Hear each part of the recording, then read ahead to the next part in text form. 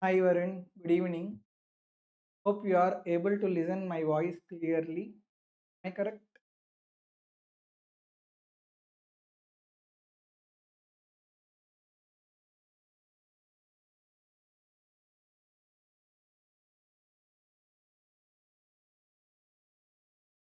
Hi, good evening.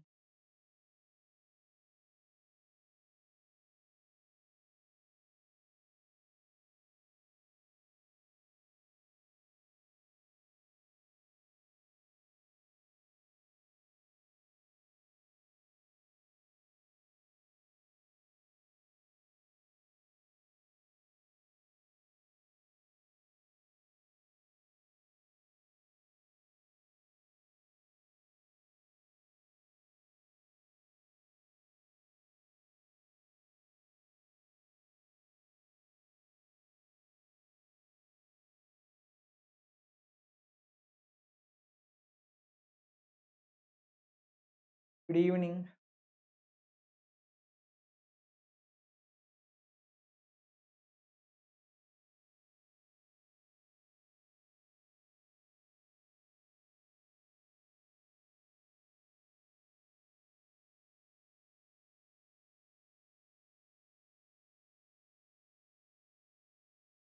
Yes, I hope my voice is audible clearly to all of you.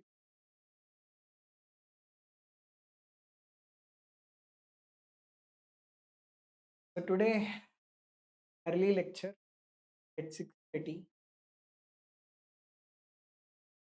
Today I will finish balance assessment procedures part.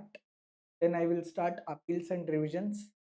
At the end, in last 10 to 15 minutes, I will also discuss with you equalization. So that's the target for today. Another person joined.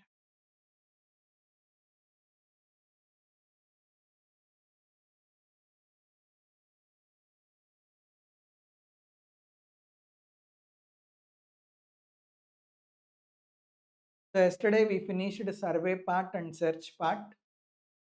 Now I will start with balance assessment.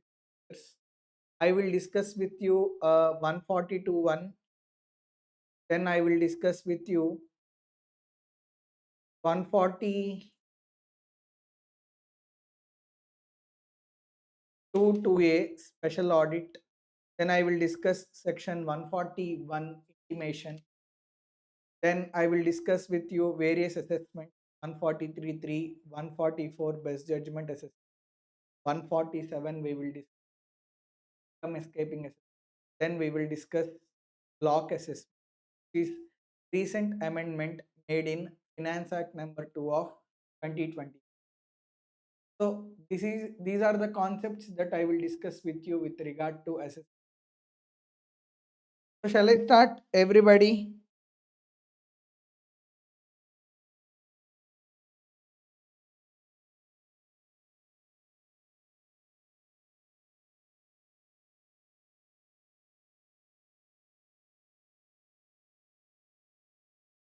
First I will start with section 142.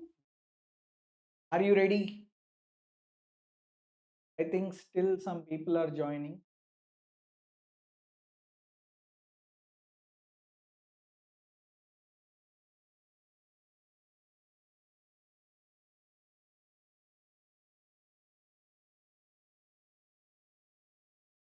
So I will quickly start section 142.1. There are uh, two subsections 142.1 clause 1 and 142.1 clause 2. See, as per 142.1 clause 1, they will ask you to file return of income. As per 142.1 clause 2, they will ask you to submit information and generally 142.1 clause 1 will be given on standalone basis, but 142.1 clause 2 will be given along with assessment note, along with assessment notice under section 143 2 or section 148 or best judgment assessment. See, department, if you do not file ITR, then department will issue notice to you under section 142(1) clause 1. It will ask you to file income tax return. Yesterday we discussed the due dates for filing ITR. Maximum I can file ITR up to 31st December of assessment year. After 31st December of assessment year, I cannot file ITR. I can file ITRU. That ITRU also I did not file. Then what department will do? Department will issue notice to me section 142(1) clause 1, and department will ask me to file ITR. Able to understand? So department, what it will ask through 142(1) clause 1, it will ask you to file ITR. 142(1) clause 2 and 142(1) clause 1 can be issued standalone basis. That means it can be issued independently. But 142(1) clause 2, it is not issued independently. Department wants to do assessment, regular assessment, 143 2, or departments wants to do best judgment assessment or income escaping assessment. In those cases, along with assessment notice, department will also ask you to submit certain information. Then it will issue along with notice under 143(2), it will ask information under 142(1) clause 2. It will ask you information and accounts. We will discuss about 142(1) clause 1. Sir, there are around 140 crore population in India. Out of 140 crore, maximum 8 crores ITR will be filed. 8 crore people will file ITR. Balance 132 crore people, they will not file ITR. Na? For every person, whether notice will be issued under 142(1) clause 1 to file ITR? No. Department is very intelligent. Department is having risk assessment procedure. Department gets information from various sources. Now, what department will do based on that source? Let's say in 24-25, I purchased 40 lakhs worth of car, but I did not file my income tax return. Now, income tax software will trigger. This guy purchased 40 lakhs worth of car, but he did not file ITR. Then department will issue notice. So department gets various information from various sources. Department will cross check whether you have filed ITR or not. If you do not file ITR, then department will issue notice to you under 142(1) clause 1, and it will ask you to file ITR. Are you able to understand? 142(1) clause 2. Department, along with notice for assessment, it will also ask information under 142(1) clause 2. Sir, what is the information it can ask? It can ask for books of accounts. If department asks books of accounts, you need to submit books of accounts. Sir, for how many years books of accounts can be asked by department? Sir, for 2005-6, department can ask books of accounts as per 142(1) clause 2? No. The year for which they are doing the assessment. Apart from that year, for last 3 years, books of accounts can be asked. What do you mean by this? Let's say assessment notice was given for previous year 22-23. So apart from 22-23, last 3 years, previous year 21-22, previous year 20-21, previous year 19-20. For these 3 years, department can ask books of accounts. Previous year 18-19, can it ask books of accounts of previous year 18-19? No. Are you able to understand? So as per 142(1) clause 2, department can ask maximum 3 years books of accounts preceding the previous year for which assessment is being done. Here assessment is done for 23-24. Apart from 23-24, last 3 years books of accounts can also be asked by department by issuing notice under 142(1) clause 2. Are you able to understand? Sir, like I am professional.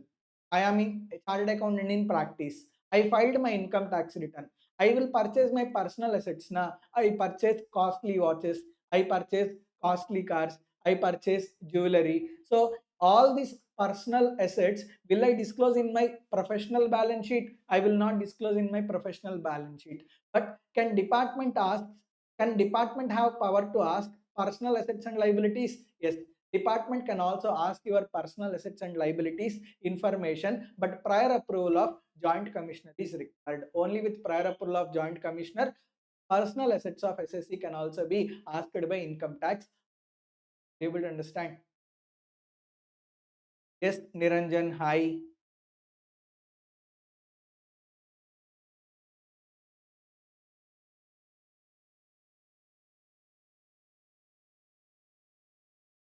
Sir, what if I do not comply with notice under 142.1? Department asked me to file ITR. I ignored. I did not give reply to that notice. I did not file my income tax return. Department asked me to submit my personal assets and liabilities. I did not submit. Department asked me to submit assets and liabilities of my parents. I did not submit those information. Then, if I do not furnish the information that is required to be furnished under 142.1, then department have power to do best judgment assessment on me. Are you able to understand? Sir, what do you mean by best judgment assessment? I will discuss little later. But the thing is, whenever I do not furnish the information that is required as per 142.1, department have power to do best judgment assessment on me. In addition to that, they will also levy penalty on me. Penalty is 10,000 rupees under section 272. Are you able to understand? So this is the consequence.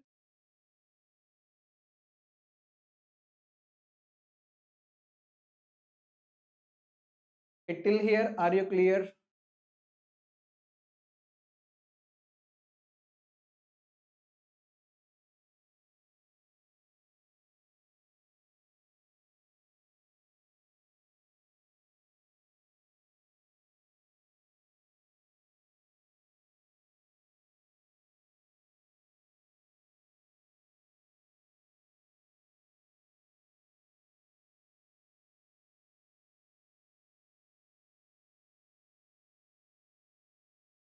Next, I will discuss with you 142 to a special audit.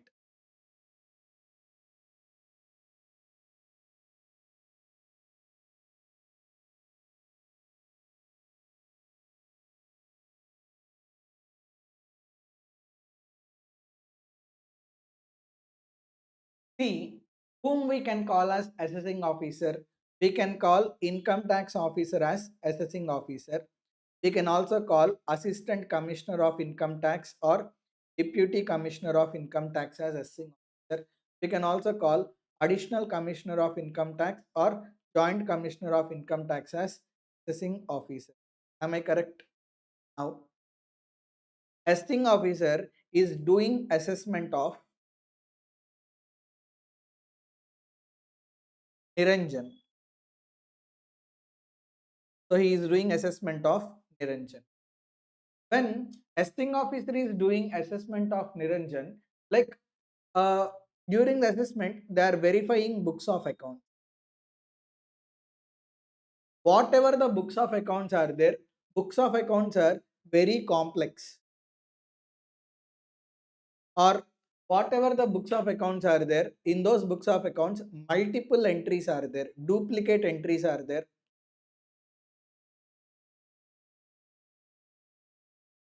Huge volume of entries.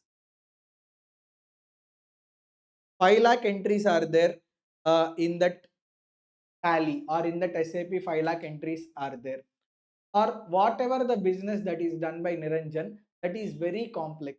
Okay, what Niranjan will do? Niranjan will buy cryptocurrencies. He will buy 1,000 cryptocurrencies and he will sell all those. Like he deals in buying and selling of 1,000 cryptocurrencies. See, hardly we know 10 to 15 cryptocurrencies. How do we know remaining cryptocurrencies? How can we know the value of that cryptocurrency is that particular amount of rupees? We do not know. So whatever the nature of business that Niranjan is there, the nature of business is very, complex. So in this case, what assessing officer will do? Assessing officer will give show cause notice for special audit. Are you able to understand? So in this case, assessing officer will give direction to Niranjan that his books of accounts are required to get special audit.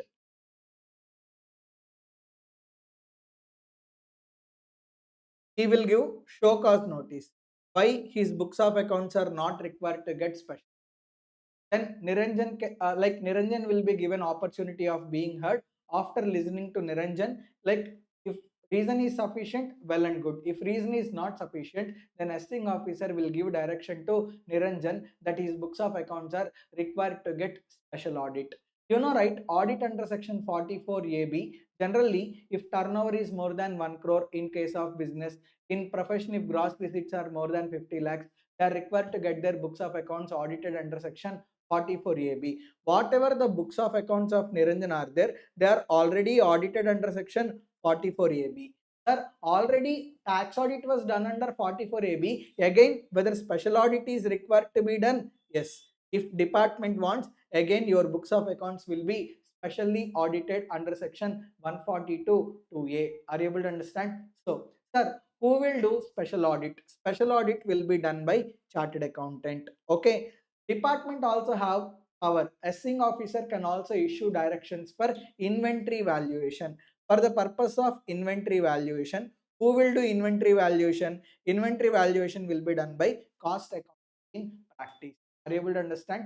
So whenever assessing officer finds books of accounts are very complex, multiple entries are there, duplicate entries are there, huge volume of entries are there, nature of business is complex, then assessing officer will give direction to SSE, that is books of accounts are required to get special audit done under section 42 2A. Opportunity of being heard will be given to the SSE, thereby directions are given for special audit. Who will conduct special audit? Chartered accountant. Inventory valuation will be conducted by cost accountant.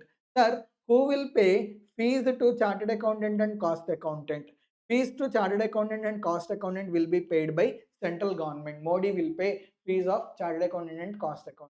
Now, sir, like whether assessing officer give entire books of accounts for special audit, it is up to the decision of the assessing officer. If assessing officer wants entire books of accounts are required for special audit, he can issue directions for entire books of accounts for special audit. If assessing officer wants only receivables for special audit, then he can issue direction only receivables are required for special audit. If assessing officer wants only P&L account is required for special audit, then he can issue directions for only P&L account. If assessing officer wants special audit for June to November, only for that period he can issue directions for special audit. So it is up to the assessing officer as to what aspects that are required to be required to get special audit. For those aspects, he will issue directions for audit. Are you able to understand? Timelines.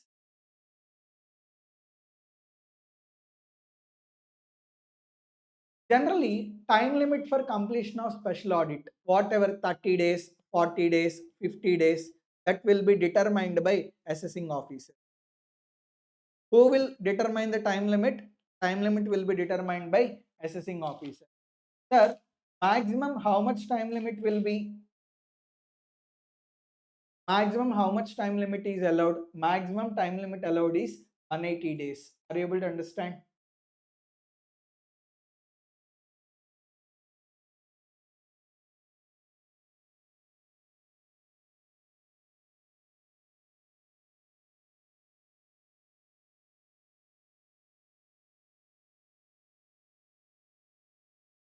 Now, so maximum time limit allowed is 180 days. For example, assessing officer gave time limit of 80 days. Now, can this be extended? Yes, it can be extended. Sir, who will make application for extension? Either SSE can request for extension of time limit, or chartered accountant can request for extension of time limit, or assessing officer himself will extend the time limit. Are you able to understand? But original time limit plus extended time limit maximum together cannot be more than 180 days. Next, who will appoint chartered accountant? Chartered accountant and cost accountant will be appointed by Commissioner of Income Tax or Principal Commissioner of Income Tax, Chief Commissioner of Income Tax, Principal Chief Commissioner of. Hi Monish, welcome. See, special audit is required to be done. For special audit, if chartered accountant is appointed by SSC, then SSC will influence the chartered accountant. That's why chartered accountant will not be appointed by SSC. Chartered accountant will be appointed by like commissioner bosses or top level bosses. Are you able to understand?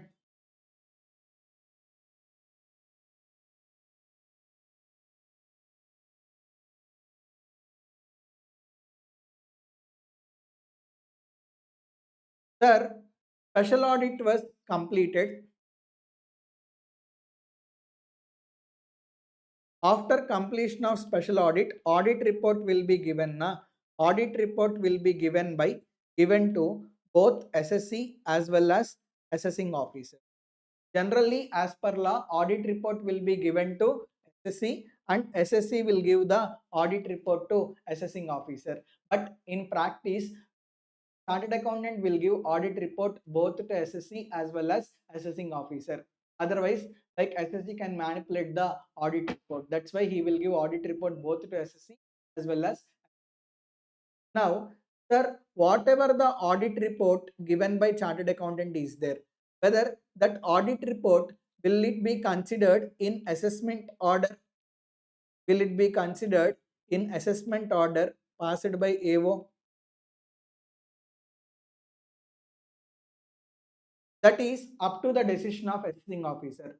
Like assessing officer will read the audit report given by chartered accountant under special audit. After going through the audit report, whatever the observations in audit report are there, those observations can be considered by assessing officer in his assessment order. But if those observations are prejudicial to the SSC, opportunity of being heard will be given to the.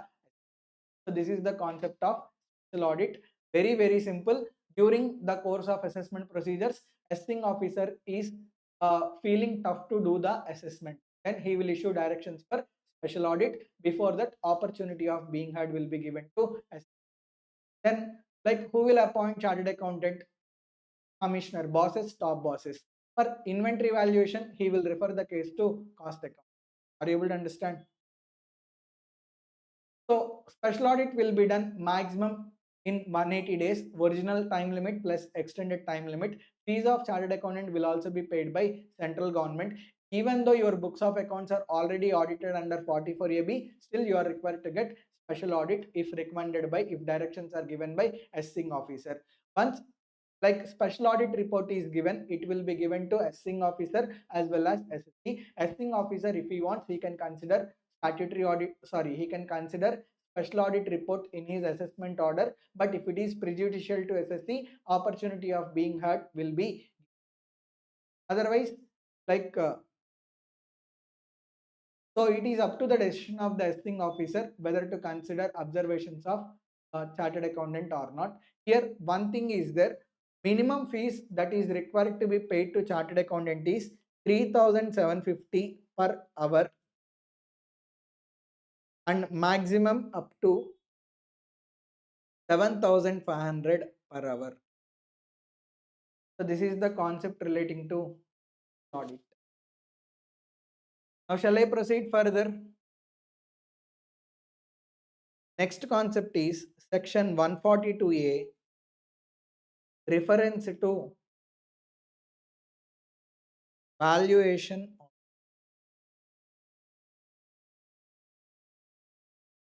Now I will ask you one question. We have studied so many provisions under Income Tax Act. Now, tell me the cases where you will come across fair market value. For example, gift concept is there. If you receive gift in the form of movable property, you will consider fair market value of gift received. If it is more than 50,000, then it is taxable under income from other sources. So fair market valuation is required to be calculated when you receive movable asset for without consideration or for inadequate consideration. Tell me the cases where we are required to calculate fair market value. There are many sections under which we need to calculate fair market. Property transfer. Yeah, section 50C.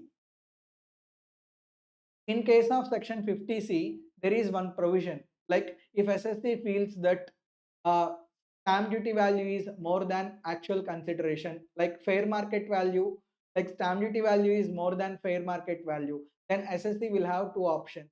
First option, he can file case in court or appellate authority, or he can request income tax officer to refer the case to valuation officer for the purpose of recomputation. Next. Any other section in which you need to calculate fair market value? So many sections are there. You forgot. Yes, exit tax. We have discussed in trust taxation. exit tax. Like when you are considering movable assets, you need to calculate fair market value. For quoted shares, you need to consider fair market value. Gift taxation. Okay, that's it. So many sections are there.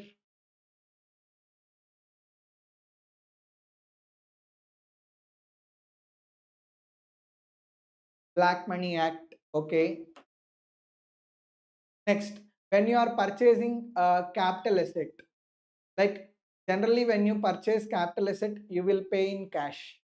But whenever you sell any capital asset in exchange of another capital asset, then also you are required to calculate fair market value.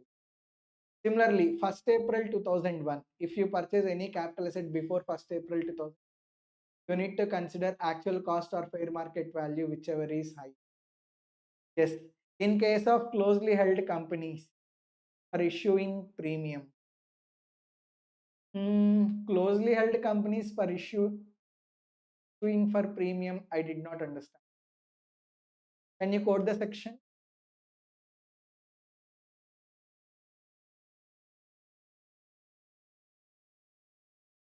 Yes, capital gains cost of acquisition. So, okay, slum sale, very good. I appreciate you, Ranjan. Yeah, in case of slum sale, full value of consideration is equal to lump sum consideration or fair market value of capital assets transferred, whichever is here. Section 50 CA, transfer of unlisted shares. If actual consideration is less than fair market value, then fair market value will be taken as full value of consideration. Oh, Varun, you are, I think you are specifying about 56 subsection to clause 7. In case of closely held companies, that provision was deleted in Finance Act number 2 of 2024. That provision is no more there. Okay. 56 subsection to clause 7, that is removed from other source. Okay, let's come into the concept. So there are various sections where you need to calculate fair market value. I got gift from my friend jewelry. I got 10 grams of gold. Let's say each gram of gold is 1000 rupees. Total 10 grams into 6000 rupees, 60,000 rupees. Normally, fair market valuation will be done by registered valuer, or if there is any receipt or tax invoice acknowledgement, that will be considered. So I considered fair market value as 60,000 rupees. Income tax officer doing my assessment, he is feeling fishy. He is feeling that fair market value is 90,000 rupees. In that case, during the course of any assessment, if assessing officer is fictitious or suspicious that whatever the fair market value that is calculated is there, that is not correct. In that case, assessing officer will refer case to valuation officer. Okay. So once the case is referred to valuation officer will do the valuation of that asset, and that valuation report will be submitted to assessing officer. Sir, within how much period? Okay, let's say a case was referred in current previous year. Are you able to understand? For example, what is today's date? Today's date is 28th July 2025. So end of month you need to consider. End of month is 31st July 2025. Starting from 31st July 2025, within next 6 months. That means within 6 months from end of month in which reference was given to valuation officer will do the valuation and give the valuation report to assessing officer. So 31st July, from 31st July, 6 months means 31st August, September, October, November, December, January. So on or before 31st January 2026, valuation officer will give the valuation report. Sir, valuation report was received. Is it mandatory that valuation report should be considered by assessing officer in his assessment? It is optional. It is up to the decision of the assessing officer. If assessing officer wants, he will consider the valuation report of valuation report in his assessment. Otherwise, he will ignore the valuation report. So, like, it is not mandatory. Whatever the valuation report that is given is there, it is not binding on assessing officer. If assessing officer wants to consider, he will consider. Otherwise, he will not. Section 132 in case of search and seizure where fair market value of immovable property is valued. Yes, yes, Monish. That is also correct. So, did you understand this concept? Reference to valuation officer section 142A. You need to remember only one thing. Valuation officer is required to give the valuation report within 6 months from end of the month in which reference was made. That's the only point you need to remember. Next. Section 143.1. I'm sorry. Initially, I told one mistake. It is not 141. It is 143.1. Intimation.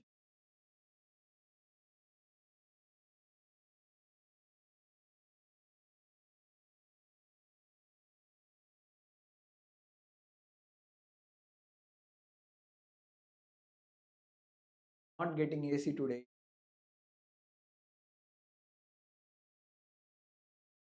Yes, 143.1 intimation. 6 months per valuation report, not 6 months. 6 months from end of the month in which application is made. Important. You should not calculate 6 months from date of reference, but from end of the month in which 143.1 intimation. See, normally when you file income tax return, like you are CA final students, you are no more CA inter students, you have practical experience of filing income tax returns. When you file ITR, na, automatically income tax return filed will be processed and intimation will be received via mail. I hope you know about 143.1 intimation. Okay, like in our offices, many clients will come. Okay, they will come, they will tell, sir, notice has come, please see, we need to pay any taxes, like that. Okay, we will see and we will ignore it because it is just a intimation. Like clients do not know, right, whether it is notice or intimation. So like they will panic, but we are very happy because we know it's just an intimation. So for every return that is filed, it will be processed by Central Processing Center Bangalore, and like it will process the return and it will send the intimation to us. Sir, what software will consider during the course of processing the income tax return? Basically, 5 types of errors will be rectified by software when it is processing income tax return. After rectifying these 5 types of errors, intimation will be issued by software. See, whatever 143.1 intimation is there, it will not be given by income tax officer. It is auto populated, it is auto generated intimation, and it will be processed by software. That software is located in CPC, Central Processing Center, Bangalore. Sir, what are those 5 types of errors? First, if there are any arithmetical errors. What do you mean by arithmetical error? Let's say I am filing income tax return. 10,000 plus 2,000. It is 12,000 rupees. Na? But in a flow, I entered one extra digit. 10,000 plus 2,000. I have entered 1,20,000 rupees. So there is arithmetical error. Na? So whatever the arithmetical errors are there, those arithmetical errors will be processed by uh, like will be processed by software. But nowadays, when if you have practical experience of filing income tax return, while filing income tax return only, if you enter any amount, it is auto calculated. You need not do calculation on your own. But if at all in any worst case, if there is any arithmetical error, that arithmetical error will be corrected by software when it is processed. Are you able to understand? Next, incorrect claim. What do you mean by incorrect claim? As per section 180C, maximum deduction I can claim is 1,50,000 rupees, but I claimed 1,80,000 rupees. Whatever the extra deduction that I claim, okay, that will be reduced by software when it is processing. Similarly, under section 80D, maximum deduction allowed for normal citizen is 25,000, for senior citizen is 50,000. I paid medical insurance policy 30,000 rupees. I am normal citizen. For me, maximum deduction allowed is 25,000. But I claimed 30,000 as deduction. That will be eliminated and only 25,000 will be allowed as deduction by software. But this type of incorrect claim is not possible because nowadays when you are filing income tax return, validation is there at the time of filing only. So when filing IT return only, if I give 30,000 rupees, maximum deduction it will take is 25,000 rupees. So if there are any incorrect claims that I made while filing ITR, that will be rectified during the processing. Next, third one, ITR filed after due date, but I claimed business losses. I claimed business losses, capital losses, losses from owning and maintaining resources. Yesterday only we have discussed, if you want to carry forward business loss, capital loss, loss from owning and maintaining resources, mandatorily you are required to file ITR. That ITR is also required to be filed within the due date. If you file ITR after the due date, still if you carry forward business losses, then whatever the business losses that you have carried forward, those losses will be restricted and they cannot be carried forward. That restriction will be kept by software when it is processing the income tax return. Next, fourth, see this type of error we often see in our offices. In tax audit report, let's say chartered accountant disallowed 80,000 expenditure. Whenever expenditure is disallowed in calculation of total income, whatever the expenditure that is disallowed, that is required to be add back, right? But see, chartered accountant in his tax audit report under section 44AB, he disallowed 80,000 rupees, but client, when he is calculating the total income, he forgot to add back 80,000 rupees. So if there is any discrepancy between tax audit report, observations as per tax audit report, and calculation of total income, those discrepancies will be pointed out and your income will be increased by software when it is processing the return under section 143(1). Are you able to understand? I hope you know this. Practically we will see this type of thing in our offices also. Like uh, we will give tax audit report, articles will file the income tax return, whatever the observations that are there in tax audit report, for those observations effect is required to be given in total income calculation. If there is any particular thing for which effect was not given, it will be identified by software and it will give the intimation. Last one, income based deductions. You know income based deductions, right? ATIA to like ATIA, ATIB, all these sections are income based deductions. So if you want to claim a deduction for income based deductions, mandatorily you are required to file ITR within the due date. If you do not file ITR within the due date, still if you claim deduction under ATIA, ATIB, those reductions will be disallowed and your income will be increased by software when it is processing the return. So basically these are the 5 types of adjustments that will be done by the software when it is processing the return.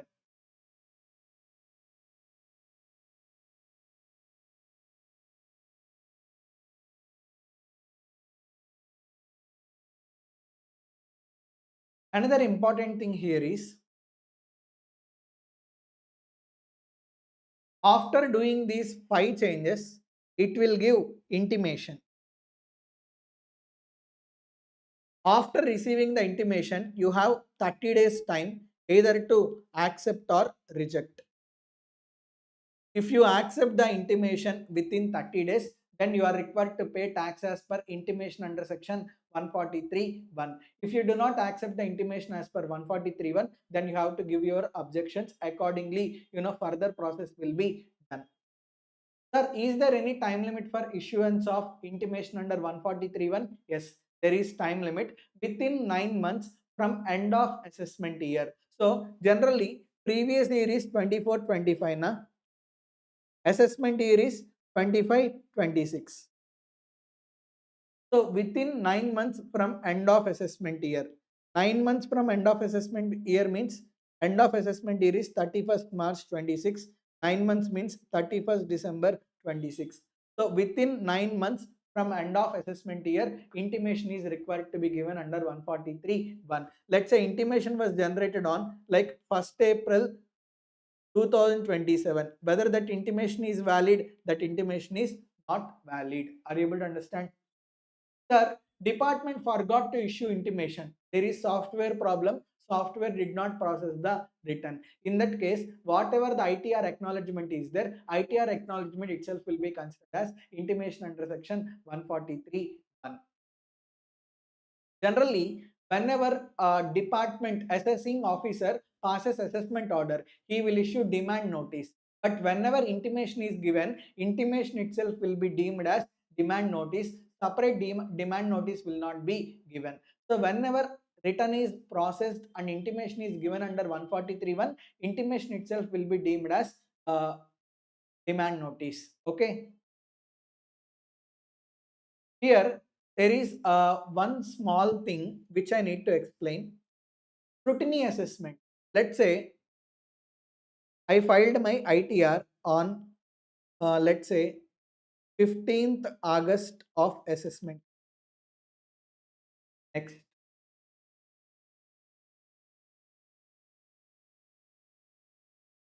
On 30th September of assessment year, department issued scrutiny notice to me.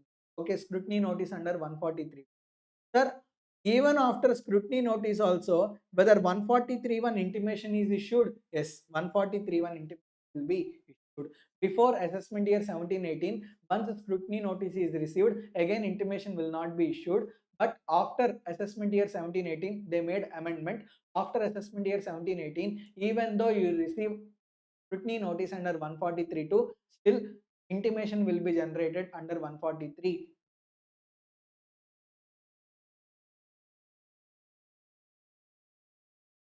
So this is the concept of intimation under 143. Now shall I explain further? Now we will discuss assessments. How many assessments are there? There are three types of assessment. Regular assessment, it is also called as scrutiny assessment. Next, best judgment assessment. Next, income escaping assessment. Regular assessment 143.3, best judgment assessment 144, income escaping assessment 140. Now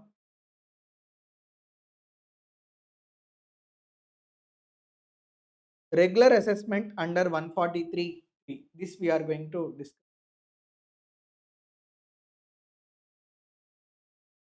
It is also called as scrutiny assessment or regular assessment under 143. So department loves SSC so much, that's why it will do assessment. So if department particularly loves one SSC and gives notice, and it will do assessment, so that's why the section number is also 143. Okay. Scrutiny assessment, generally for scrutiny assessment, notice will be given under section 143(2). Assessment order will be passed under section 143. See, out of, let's say, 8 crore ITRs are filed. Sir, for every ITR, will they do scrutiny assessment? No. Like when Chidambaram was there, less than 3% of ITRs filed were subject to scrutiny. Nowadays, after Nirmalamma came, less than 1% of ITRs filed are subject to scrutiny assessment under section 143(2). So this is the confidence. So many people, many CAs, certain times they will file income tax return ad hocly. Okay. So when they file income tax return ad hocly, they how, like, are they not scared? They are not scared. They are a bit confident because hardly any income tax return will get selected for.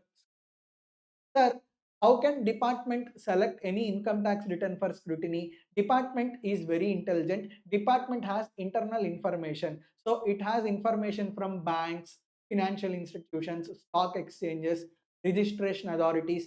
So like department has some risk assessment procedure within the department. That risk assessment procedure system will select returns randomly based on various criteria. Sir, what is the criteria based on which a return is selected for scrutiny assessment? That criteria only department knows, we do not know. Are you able to understand? Now, so department, once it selects any income tax return, it will give notice under section 143 to scrutiny. Sir, if we receive scrutiny notice, is it like we have done some fraud? No, Baba, no. Okay, if you receive a scrutiny assessment notice, it does not mean you have done fraud. Department wants to check your books of accounts. Department wants you have not overstated your expenditure. You have not overstated expenditure. You have not underrated your revenue. Because If you overstate your expenditure, your profit decreases. If you understate your revenue, then also profit decreases. So whenever department issues notice under 143.2, department will verify all your books of accounts. Department's only agenda is you should not overstate the expenditure, you should not undermine the revenue income. Okay, it will verify your books of accounts, and if it finds any overstating of expenditure, it will disallow. If it finds any understating of revenue, it will add the income. In that way, department like assessing officer will verify books of accounts and he will assess your total income. Are you able to understand? So that's how scrutiny assessment will be done. The moment you receive scrutiny assessment notice, you need not panic. If you are perfect, okay, you have not done any fraud, department will just verify and will give will do the assessment. Now, time limits. Sir, is there any time limit for issuing notice under 143.2? Yes. Within 3 months from end of assessment year, notice is required to be issued under 143.2. That means what? Let's say previous year is 24-25. What is assessment year? 25-26. When assessment year ends, 31st March 2026. From 31st March 2026, you have time limit of 3 months. 3 months means what? 30th June 2026. So on or before 30th June 2026, it needs to give notice under section 143.2. Last year, when I am when I am closing one audit, not current year because audit season has not started. Last year, client has made some mistakes. I have added, I have done addition of total income. Client asked me not to point out one particular point. Okay. Then I thought of, I ignored that point, but client asked me, sir, what is the risk? I told you should pray to God till 30th June after completion of assessment year. By that time, if you do not receive any notice, you are safe. Hardly you will get income escaping assessment. That department should have information on, and based on that income escaping assessment be done. But in majority of the cases, scrutiny assessment will be done. So whenever there is some matlab in the return, like you should tell to the client, pray to the God till 30th June after completion of assessment year. Till that time, if they do not receive notice under 143.2, they are able to understand.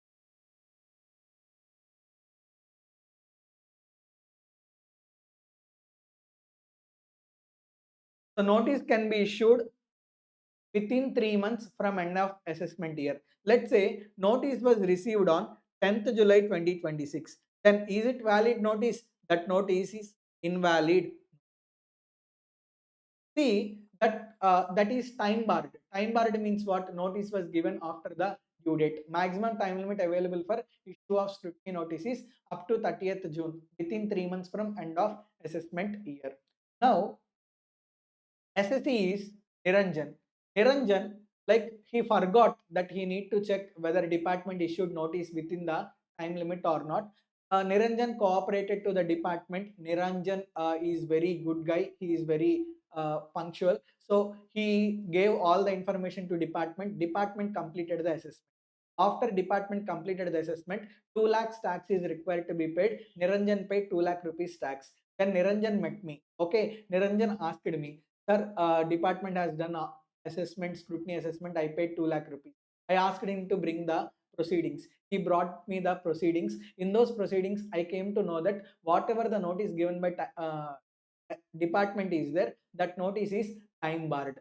Sir, if notice is time barred, can we challenge it? Yes, you can challenge it only before completion of assessment. Once assessment is completed by department, then whatever the notice given by department is there, you cannot challenge. Once assessment is completed, even though it is time barred, that assessment is valid, that assessment order is valid. Okay, so whenever you get any notice, you have to first thing that you need to do is you have to check whether notice was given within the time limit or not. Notice is given within the time limit, okay. If it is time barred, then immediately you should challenge it to higher authority. Able to understand?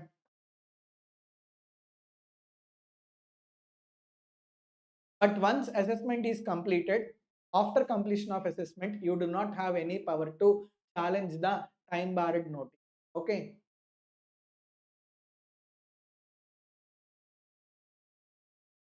Next, suppose you have received notice under 143.2. Department, will it give notice under 143.2 on standalone basis? No. Along with notice under 143.2, department will also issue notice under 142.1 clause 2. Are you able to understand? 142.1 clause 2 today only we have discussed. If department wants, it can ask information and accounts, or it can also ask personal assets and liabilities. And department also have information from other persons. Like let's say scrutiny notice was given to me, whatever my bank accounts are there, with all the banks that I do transaction, department will take information, department will get information from outside sources also. Then considering all information, assessing officer will do the assessment, assessing officer will complete the assessment. After completing the assessment, what assessing officer will do, he will issue assessment order. Along with assessment order, if I am required to pay any tax, demand notice will also be given. So assessment order will be given along with demand notice.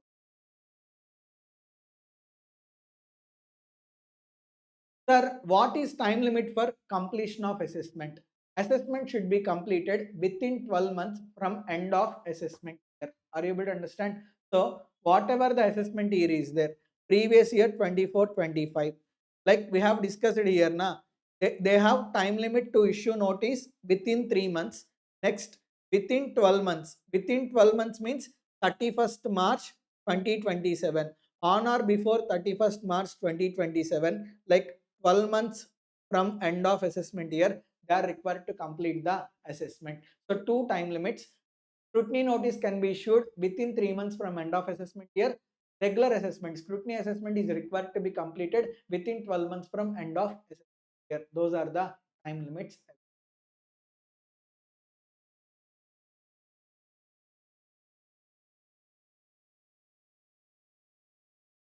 I will tell one point. Listen, as per ITR, my total income is 70 lakhs.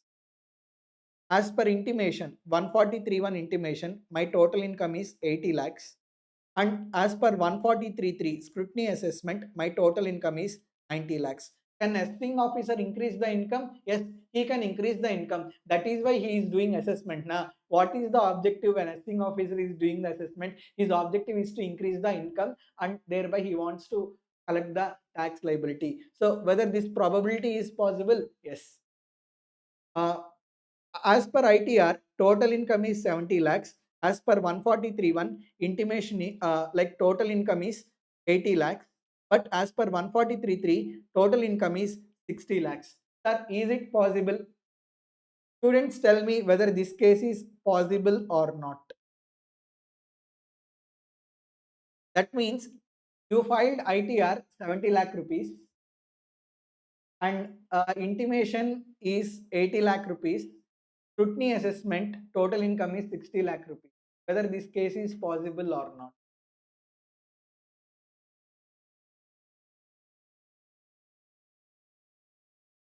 Yes, it is possible.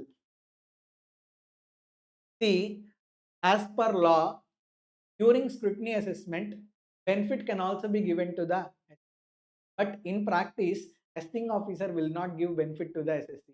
In this case, if benefit is given to the SSC, then his senior officer will scold him. Okay, so even though benefit is there, assessing officer will not give the benefit. In fact, in practice, okay, in practical scenarios, whenever assessing officer increases the income, then his senior officers will appreciate him. If he decreases the income, even though it is genuinely okay, like they will scold him. That's why in practice there is no concept of reducing the income as per assessment. Uh, Department does not give refund now. Who said as per scrutiny assessment refund can be issued by department? Refund can be issued. Monish, you are not correct. You can verify also. Refund will be given to the SSC as per scrutiny assessment. Refund will not be given as per ITRU. Okay. As per scrutiny assessment, if there is refund to the SSC, refund will be given to the SSC. Okay.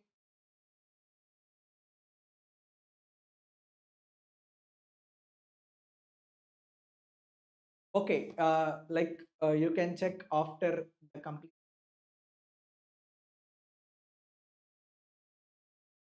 So we have discussed the time limits also. So this is the concept relating to scrutiny assessment under section 143. Next, we will discuss best judgment assessment. 44. Best judgment assessment.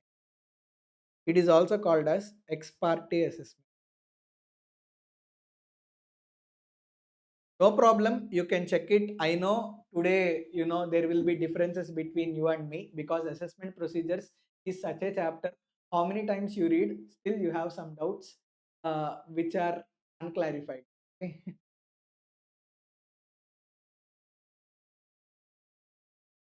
Best judgment assessment, already we have discussed.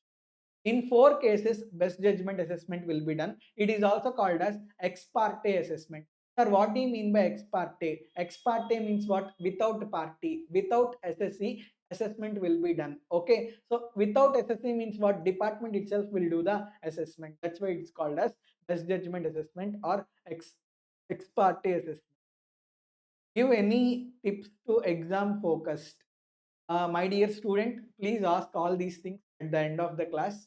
Okay, right now let me explain the concept. Last 10-15 minutes are for chit chat. Okay, whatever you wanted, you ask me, I will tell. But in the middle of the class, if you have any doubt relating to concept, ask. Else, general things we will discuss. Because if I miss the flow again, it becomes tough for me to get back into the track. Now, best judgment assessment. It will be done in 4 cases. Case 1, like you have not filed ITR and due date under section 139(1) is over. What is due date? 31st July, 31st October, or in case of transfer pricing 30th November. You did not file ITR within the due date. Then after the completion of due date, department will issue notice to file ITR. If you do not file ITR, if you do not reply, it will send 1 or 2 reminders. Still, if you do not reply, then department itself will do the assessment. That assessment we call as best judgment assessment. Are you able to understand? When SSE not complied with notice under section 142(1), then also department will issue then also department will do best judgment assessment. Today first topic is that only na, when you do not file return as per the notice given under 142(1) clause 1, when you do not submit return of information, accounts, assets and liability statement as per notice under 142(1) clause 2, then penalty of 10,000 will be levied under section 272A. Best judgment assessment will also be done. Next, if SSE do not cooperate with assessing officer or with the chartered accountant or cost accountant during the course of special audit. Today we have discussed it now 142 2A special audit. So if SSE do not cooperate during special audit, then also best judgment assessment will be done. Similarly, like scrutiny notice will be issued now under 143(2). If SSC do not respond to scrutiny notice given under section 143(2), then also best judgment assessment will be done. If SSC do not respond to notice under section 143, then also best judgment assessment will be. See, 3 cases, first case, third case, fourth case. In these 3 cases, show cause notice will be given. Why best judgment is not required to be done? So show cause notice will be given by department. So they will wait for SSC to reply to the show cause notice. If SSC do not reply to the show cause notice, then they will proceed further and do the best judgment assessment. But in second case, he did not file ITR and department gave notice under 142(1) to file ITR. That notice was also ignored by SSC. So in this case, no show cause notice will be given. Directly best judgment will be done. Are you able to understand? Sir, best judgment assessment means what? Department itself is doing the assessment. So whether department will do the best judgment assessment on a arbitrary way, on a ad hoc way, on a random way? No. Department will do the best judgment assessment in a scientific and rational manner. Sir, what do you mean by scientific and rational manner? Let's say like you are into hotel business. your turnover is 1 crore rupees. Department knows your turnover is 1 crore rupees. So if same hotel is getting 20% margin, they will also apply 20% margin for your hotel. 1 crore into 20%, 20 lakhs will be determined as your total income. Are you able to understand? So in that way, in a scientific way only, they will do the assessment. I will tell another example. Let's say you are into cryptocurrencies. Like you are the only one in India who are dealing in cryptocurrencies. There is no other business. Then what department will do? You have done transactions in last year also. They will take last year turnover as base. They will increase growth rate 15% or 20%. Thereby they will increase the turnover and they will apply the profit percentage margin. They will calculate the total income. Sir, department have no information with them. Then department will send income tax inspectors to you nearby your homes, and they will ask those people who are there in and around your home. Okay, they are the better people who will tell. Okay, so let's say Umasankar is there. No information is available to department with regard to Umasankar. Then department will send income tax inspectors to various people who are there in my neighborhood. Okay, they are the people who will tell me, yesterday I have seen one car in Umashankar's house. I feel that car belongs to Umashankar. Okay, so randomly they will get the information, they will check the authenticity, and they are going to calculate the total income, and best judgment assessment will be done. So best judgment assessment will never be done on a ad hoc basis or arbitrary basis. Always it is done on a scientific and rational basis. Able to understand?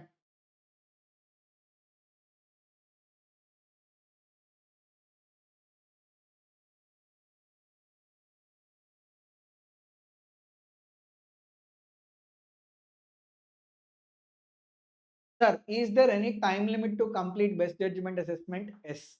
Whatever the time limit that we discussed for scrutiny assessment, 143.3, scrutiny assessment is required to be completed within 12 months from end of assessment year. Same time limit is also applicable for best judgment assessment under section 140.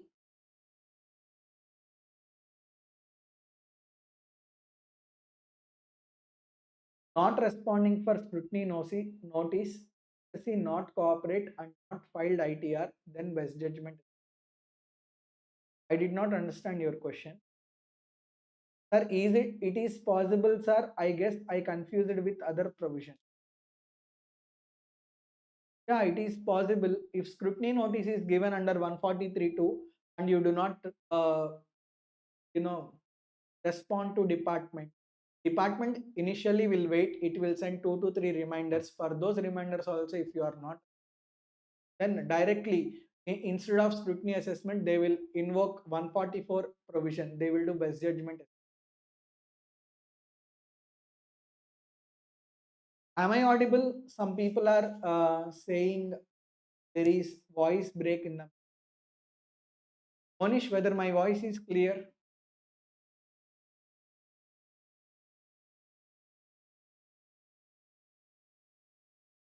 Hello, are you there?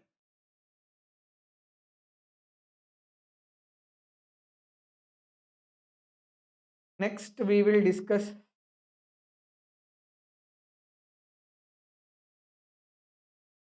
144A. So, 2 points you got doubt. One point that you got doubt is this point. If SSC do not respond to notice under 143. Another point, whether refund can be issued as per scrutiny assessment. These 2 points you can check later. Section 142A, power of JC to issue direction.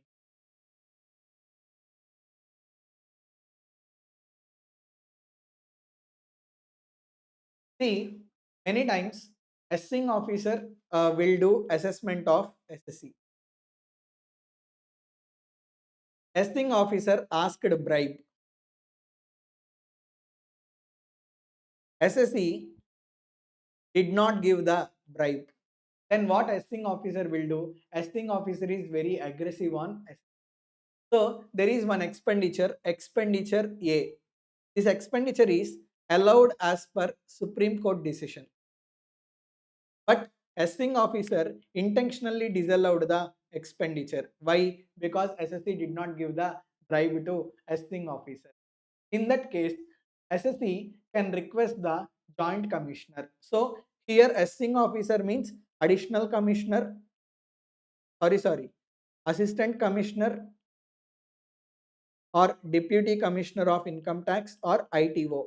So if these people are doing the assessment, and like if they are disallowing certain expenditure, or if they are committing anything that is to be allowed but they are intentionally disallowing, in that case SSC can request his boss. Who is boss to assistant commissioner, next level additional commissioner or joint commissioner?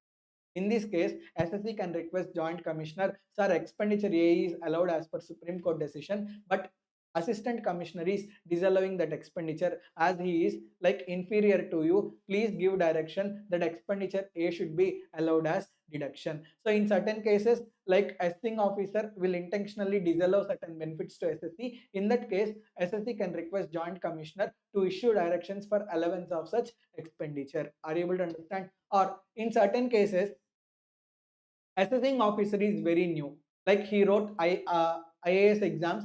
He did not get IAS, but he got IRS and he became assistant commissioner. He is new to the department. He does not know how assessment will be done. In that case, as, like assistant commissioner, deputy commissioner, ITO, they themselves can ask the joint commissioner. Then also joint commissioner will issue the directions.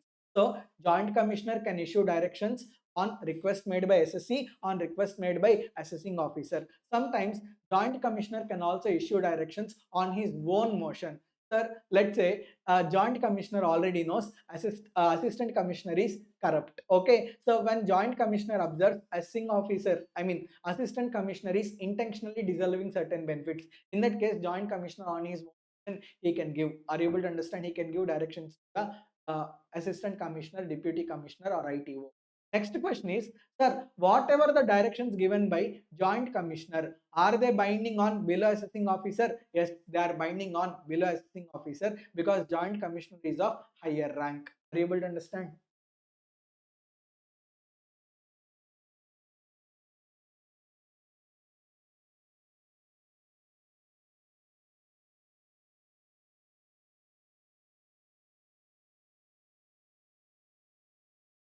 Next, 144C dispute resolution panel.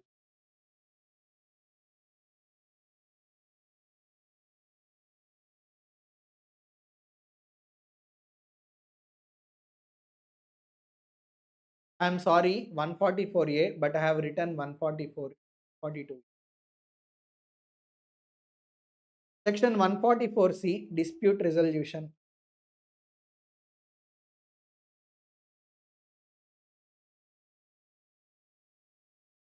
See, generally, when AO do assessment in case of SSC, generally after assessment, AO will give assessment order. But in two cases, AO should not give final assessment order. AO should give draft assessment order. Okay.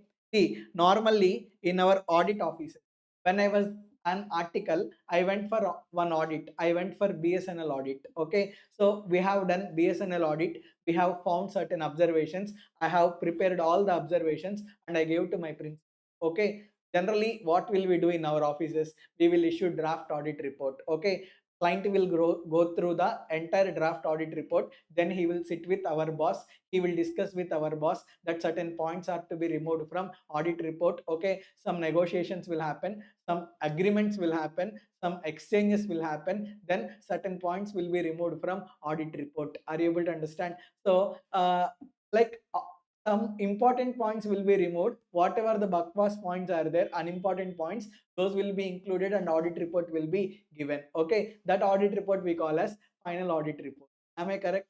So similarly, whenever assessing officer is doing the assessment, generally he will give final assessment order, but in two cases he should not give final assessment order, he should give draft assessment order. Sir, what are those two cases? Case 1, whenever he is giving assessment order in case of non-resident. So, in case of non-resident or foreign company, if there is increase in income or if there is decrease in losses, because of assessment if there is any harmful to SSC. If SSC is non-resident or foreign company, because of assessment if there is any harm to SSC. So when can we tell there is harmfulness to the SSC? Whenever income increases or losses decreases. Or case 2, whenever in case of transfer pricing. Okay, so whether in case of resident or non-resident, case transferred to transfer pricing officer. Case transferred to TPO, transfer pricing. So in this case also, if there is any increase in income or decrease in losses, then what assessing officer will do? Assessing officer will not straight away give final assessment order. Assessing officer will give draft assessment order.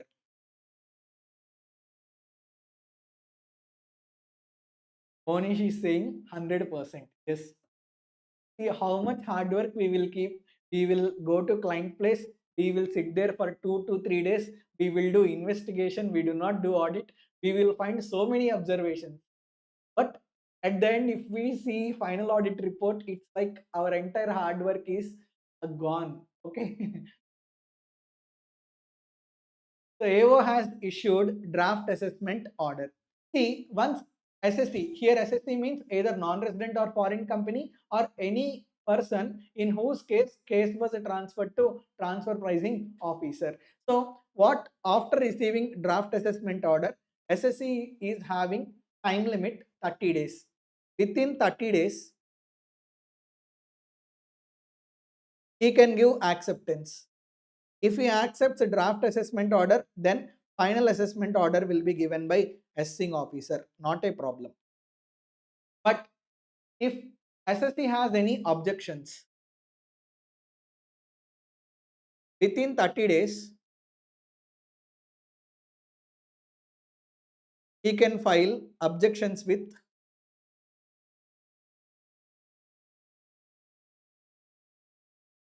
dispute resolution. Are you able to understand? Now you will get another doubt. Sir, what if you do not respond within 30 days? If 30 days is over, but he did not accept, he did not file objections with DRP. In that case, it will be deemed as acceptance. So, like once the draft assessment order is given, he will be given 30 days. Within 30 days, either he should accept or uh, he should file objections with DRP. If you do not respond within 30 days, then whatever the draft assessment order is there, that will be made as final assessment order and issued by. Are you able to understand? So within 30 days, if he gives acceptance, then like within 1 month from end of month in which acceptance is given,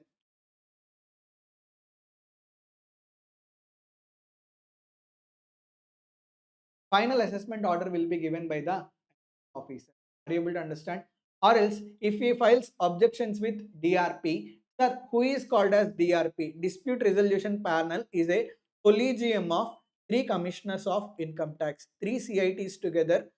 We call as who will appoint DRP, CBDT. Okay, so CBDT will pick 3 commissioners. CBDT will make all 3 commissioners as collegium. Okay, so whoever the DRP is their dispute resolution panel, they will ask entire information. They will ask information from SSC. They will also ask information from department. They will go through entire information. Like if they want any extra information, they will also ask that information. Finally, DRP will give issue directions to assessing officer. Based on these directions, sir, whether directions given by DRP, are they binding on assessing officer? Yes, they are binding on assessing officer because DRP consists of commissioner. Commissioner is superior rank of assessing officer. That's why whatever the directions given by DRP, they are binding on assessing officer, and assessing officer should consider those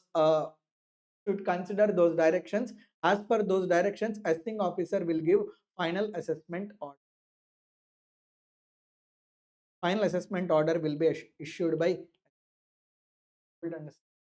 Next, you will get another doubt. Sir, what is the time limit for issuing directions? Within 9 months from end of month.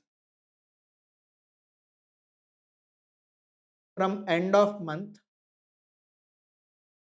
in which draft assessment order was issued. See, assessing officer will give a draft assessment order na the month in which a draft assessment order is issued. From end of such month, within next 9 months, DRP will give his directions to the assessing officer. Based on those directions, assessing officer will complete the now assessing SSE is not satisfied with direction. The question is, can he challenge directions? Students, you need to answer. If SSE is not satisfied with directions given by DRP, can he challenge those directions?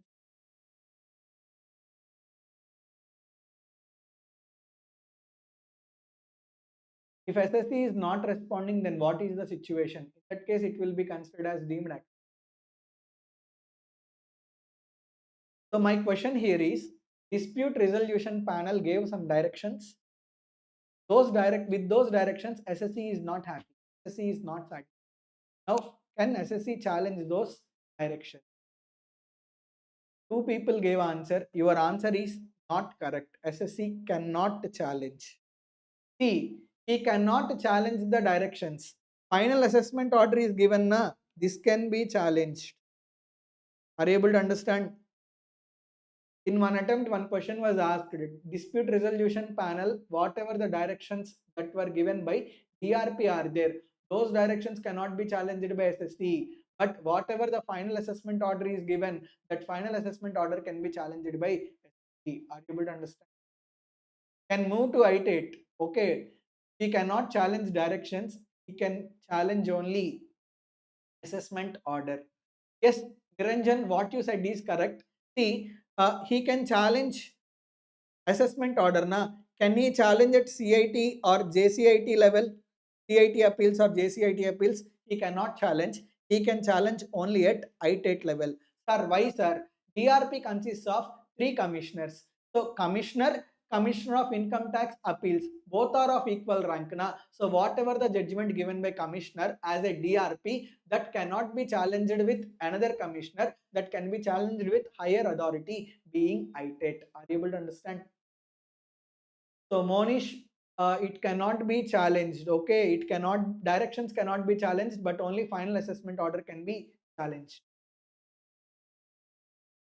So I think I have explained most of the concept. Yeah, another important point, DRP, he can increase or he can confirm or he can reduce the income. So DRP have all the powers. Whatever the draft assessment order is there, he can confirm the draft assessment order, or he can increase income compared with the draft assessment order, or he can decrease income compared with the draft assessment order. For that purpose only SSC made application to DRP, right? He is expecting DRP will reduce the income. So DRP have power to reduce the income that is stated in draft assessment.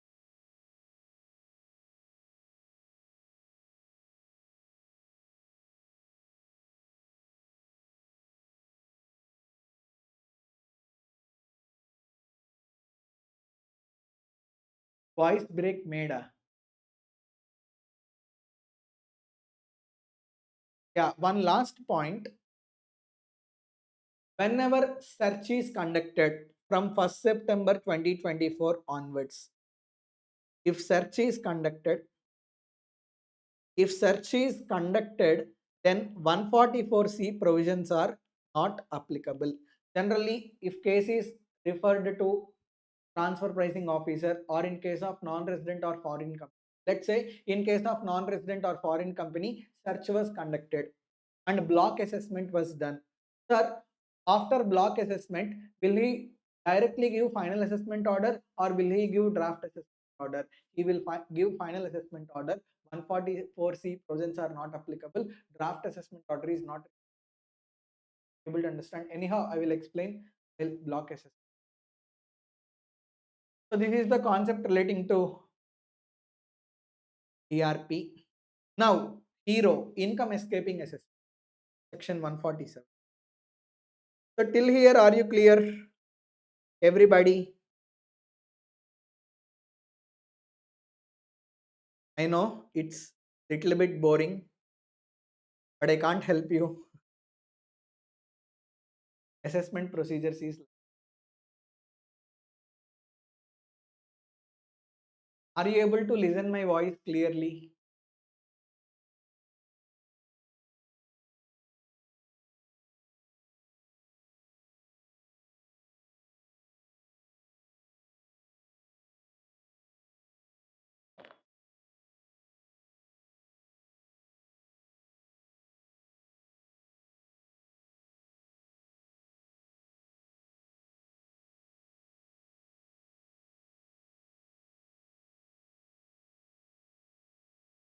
Sir, what do you mean by income escaping assessment?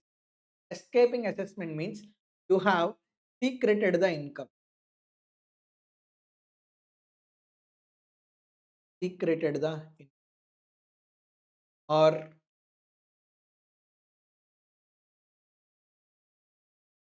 you earned income, but that income was escaped from assessment.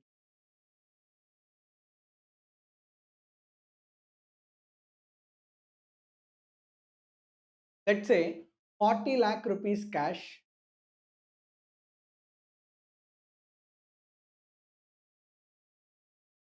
40 lakh rupees cash I earned in 24-20.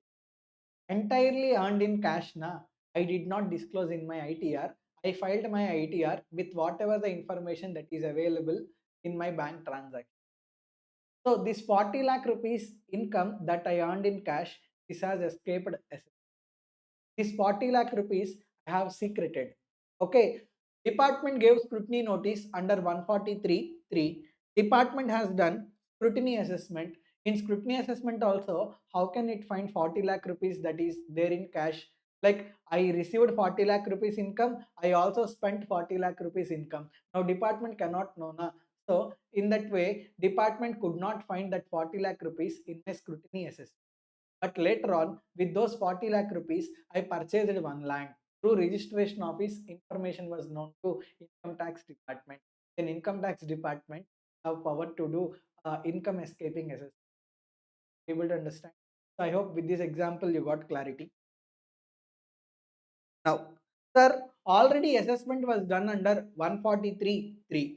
Again, whether assessment will be done under 143.3, again, is it possible? No. See, once already assessment is done, again they will not touch that previous year. Sir, already assessment was done under 143.3. Again, can they do best judgment assessment? No, they cannot do best judgment. Sir, already 143.3 scrutiny assessment was done. Again, they wanted to do best judgment assessment. Sir, can they do best judgment assessment? Sorry. They wanted to do income escaping assessment. Whether department has power to do income escaping assessment? Yes. Sir, already first time income escaping assessment was done. Again, second time also they wanted to do income escaping assessment. Can they do? Yes. Sir, two times income escaping assessment was done. Third time they wanted to do income escaping assessment. Can they do? Yes. So department like 147 gives huge power to department. They can do income escaping assessment as many times as they wanted under section 147.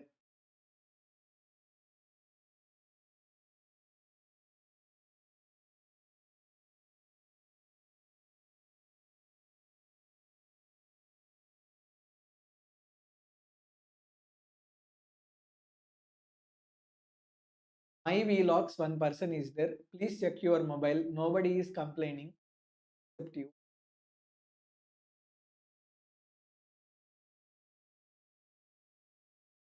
Next. Sir, best judgment assessment was done. Again, will they do best judgment assessment? No. Again, will they do scrutiny assessment? No. Again, can they do income escaping assessment? Are you able to understand? ITR filed under section 139(1). Intimation was given under 143(1). Scrutiny assessment under 143(3). It was not done. They wanted to directly initiate proceedings of section 147, income escaping assessment. Can they do? Yes, they can do. Are you able to understand? No ITR filed, but they wanted to do income escaping assessment. Can they do? Yes, they can do income escaping. Again, they wanted to do second time income escaping assessment. Can they do? Yes, they can do for multiple number of.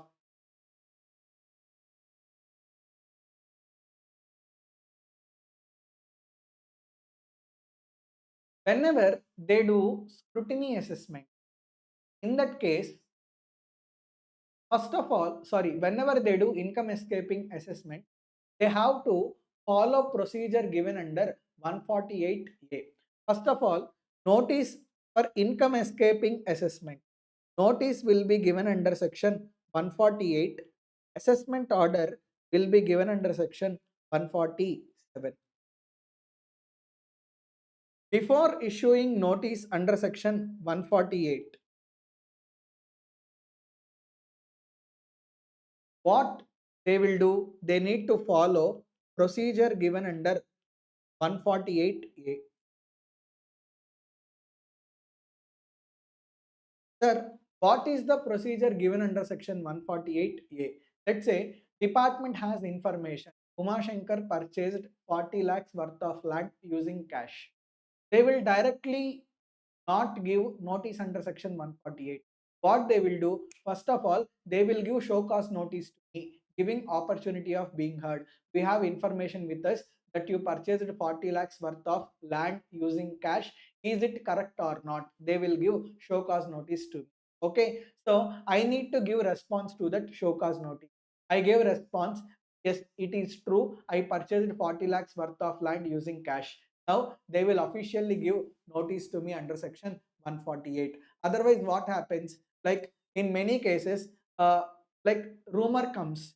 Based on rumor, if they issue notice under section 148, then department is becoming full. So whenever they get any rumor, like they will speak with SSC. They will give show cause notice. They will follow procedure under 148A. They will ask whether it is correct or not. Okay, so they will give first notice under 148A that so and so information is available. Is it correct or not? Tell me the reason why we should not give notice under section 148. In that case, show cause notice will be given to the SSC. Now SSC needs to give reply. I gave reply, sir, I am M. Umashankar. There is another person, A. Umashankar. This notice is for A. Umashankar, but you have given notice to me. That means notice was given to wrong person. In that case, what they will do? They will cancel. They will not issue notice under section 148. So, what is the first step that they will do? First step that they will do is they will issue notice under section 148A. Once they issue notice under section 148A, they will wait for the reply from SSC. Based on reply from the SSC, they will come to conclusion whether case is fit case or not. If case is fit case, then they will issue notice under section 148. If case is not a fit case, then they will drop the proceedings. They will not go further. But if it is a fit case, really I accepted, I have done a transaction, like I earned 40 lakhs income, with those 40 lakhs I purchased the land, then they will issue notice to me under section 48. After issuing notice to me under section 148, they will ask me to file income tax return. Sir, I already filed income tax return under section 139(1). Already ITR was filed. Already ITR under section 139 was filed. Again, in response to notice, in response to notice under section 148, am I required to file ITR for the second time? Yes, I am required to file ITR for the time. So even though you file ITR already, still in response to notice under section 148, you are required to file ITR. Are you able to understand? So that is the concept. Now what I will do, I will file my ITR. Now I will ask you some interesting stuff. Let's say I earn incomes A, B, C, D, E. A, B, C were disclosed in ITR. I received notice under section 148A that D income got escaped from. Now you are a chartered accountant. I am your client. I came to you. I told, sir, I disclosed ABC incomes in my ITR. Now I got notice from department 148A that income D got escaped from assessment. I accepted for it. They asked me to file ITR.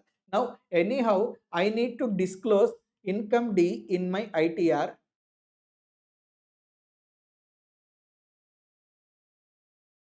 The real question is, am I required to disclose income E as well? As a chartered accountant, what will you suggest?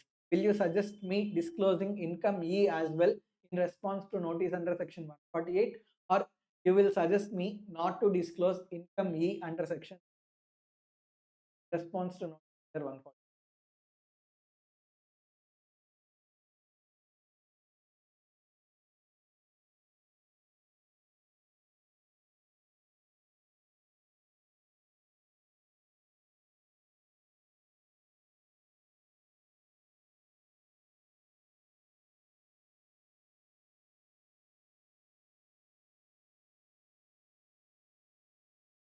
Disclose or not to disclose?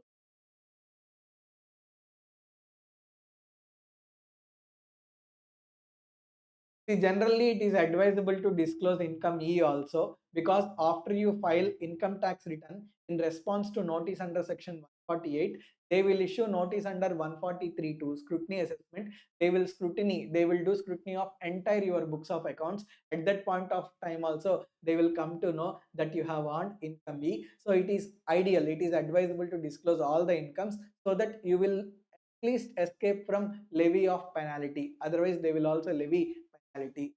Understand? Yeah, need to disclose, otherwise one more 147. So Niranjan is brilliant.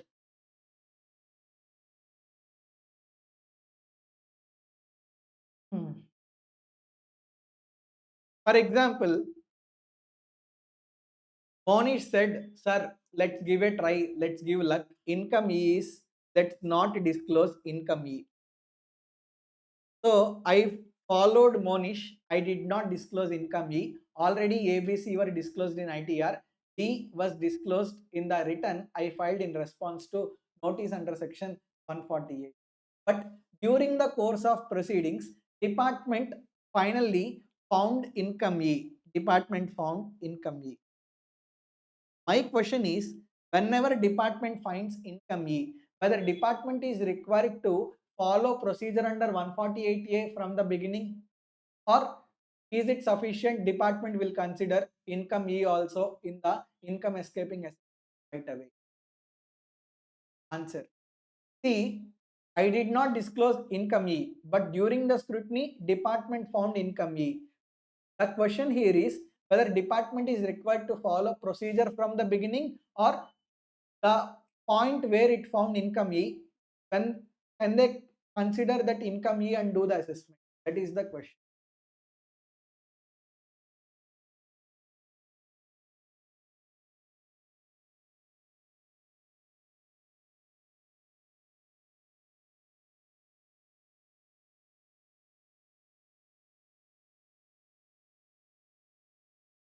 Yes, from point where it found it will do the assessment, they are not required to follow procedure under section 148A from the beginning.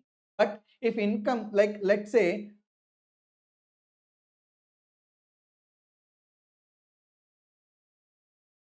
income A to D, this belongs to previous year 23-24. Income E belongs to previous year 22-23. So during the course of income escaping assessment, if they find any new income, if that new income belongs to the year for which they are doing assessment, they need not follow procedure from the beginning.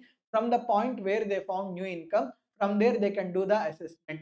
But if new income belongs to another previous year, they need to follow procedure given under section 148. Able to understand?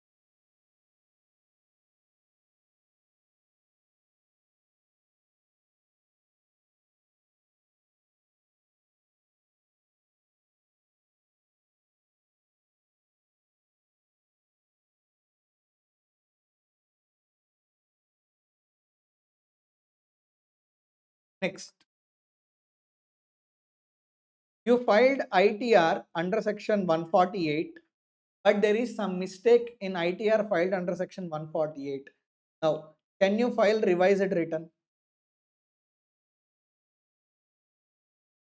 You filed ITR in response to notice under section 148, but there is mistake in it. You wanted to file revised return.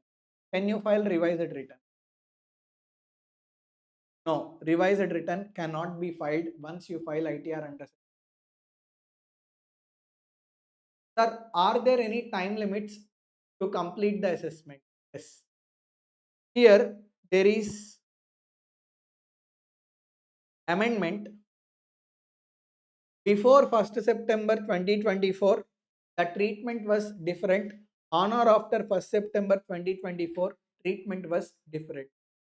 So, first, notice under section 148A. Whatever the notice under section 148A is there na, that notice is required to be given, like that is optional before 1st September 2024. Like department can conduct inquiry, department will issue notice and opportunity of being heard. So how much period? Minimum 7 days, maximum 30 days. So order will be passed under section 148A whether case is fit case or not a fit case. So before 1st September or after 1st September, before issuing notice under section 148 for income escaping assessment, first they will cross confirm. They will follow procedure given under 148A. They will issue show cause notice. They will give opportunity of being heard. Why notice under 148 is not to be issued. Minimum 7 days, maximum 30 days will be given to the SSC to respond to it. After receiving response from SSC, they will take decision whether it is fit case or not a fit case. If it is fit case, well and good. If it is not a fit case, if it is fit case, then they will issue notice under section 148. If it is not a fit case, they will drop the proceedings. Notice under section 148. AO shall serve notice, may also give order passed under 148A. SSC is required to file ITR within 3 months from end of the month in which notice was served. So before 1st September 2024,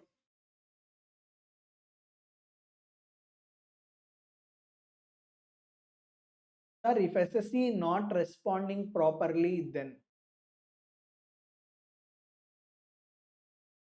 whatever the information that is there with the department, based on that, testing officer will pass assessment order for income escaping section 147. Still, if you do not respond, then income tax office, tax recovery officer will be there. He will go to his house. He will attach all his property.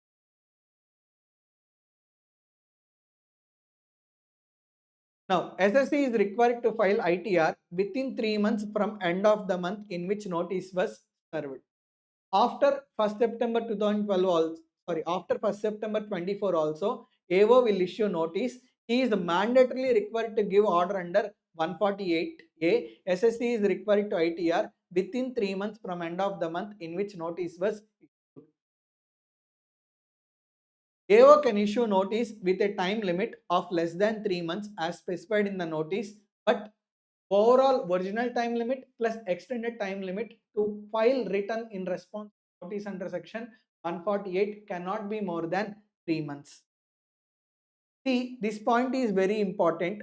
Time limit for giving notices under section 148A, 148. Till here, whether you listened or not, I do not know. But here there is amendment. From 1st September 2024 onwards, amendment is there. Please listen carefully. Sir, is there any time limit for issuing notice under section 148A? Yes, there is time limit. Before 1st September 2024, for notice under section 148A, like no time limit was prescribed. No time limit was prescribed. But after 1st September 2024, you can see here notice under section 148. Before 1st September 24, if tax effect, okay, if income escaped is less than or equal to 50 lakhs, in that case, notice should be issued within 3 months from end of assessment year. If income escaped is more than 50 lakhs, department have huge time limit. They can give notice up to 10 years from end of assessment year. That means what? 2015-16 income also can be, assessment can also be done for 2015-16 also. Very simple, like 1st September 24 is criteria. Before 1st September 2024, like no time limit is prescribed for 148A, no time limit given. But time limit is given for 148. If income escaped is less than or equal to 50 lakhs, like notice under section 148 is to be issued within 3 years from end of assessment year. End of assessment. Next, if income escaped is more than 50 lakh rupees, then 148 is to be issued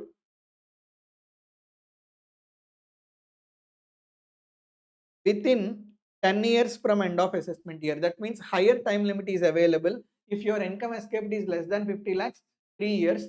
If your income escaped is more than 50 lakhs, department can do assessment up to 10 years from the end of the assessment year.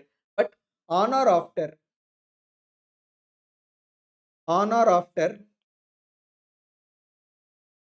1st September 2024, for 148A notice also, time limits are given. See, before 1st September 24, for 148A, no time limits are prescribed. After 1st September 24, time limits are prescribed. What are time limits? If income escaped is less than or equal to 50 lakhs within 3 years. If income escaped is more than 50 lakh rupees, then notice is required to be given within 5 years. Very, very important. That means from 1st September 24 onwards, if your income escaped is more than 50 lakhs, maximum time limit available for department to give notice to you under 148A is within 5 years from the end of the assessment year. Sir, what is time limit for notice under section 148? You need to add 3 months. Generally, for notice under section 148A, time limit is 3 years. So here if income escaped is less than or equal to 50 lakhs, notice is required to be given under section 148 within 3 years, 3 months from end of the assessment year. 3 years, 3 months from end of assessment. If income escaped is more than 50 lakh rupees, then notice is required to be given within 5 years, 3 months from end of assessment. So those are the time limit. Before 1st September 24, no time limit for 148A, but time limit is there for 148. Time limit is within 3 years from end of assessment year if income escaped is less than or equal to 50 lakhs. If income escaped is more than 50 lakhs, then time limit is within 10 years before 1st September 24. After 1st September 24, for 148A notice within 3 years, if income escaped is less than or equal to 50 lakhs, if income escaped is more than 50 lakhs, then within 5 years from end of assessment year. Time limit for notice under section 148, 5 years, 3 years, 3 months, 5 years, 3 months. Very simple. After 1st September 24, whatever the time limit for 148A is there, to that you need to add 3 months to arrive at time limit for issue of notice under section 148. Are you able to understand?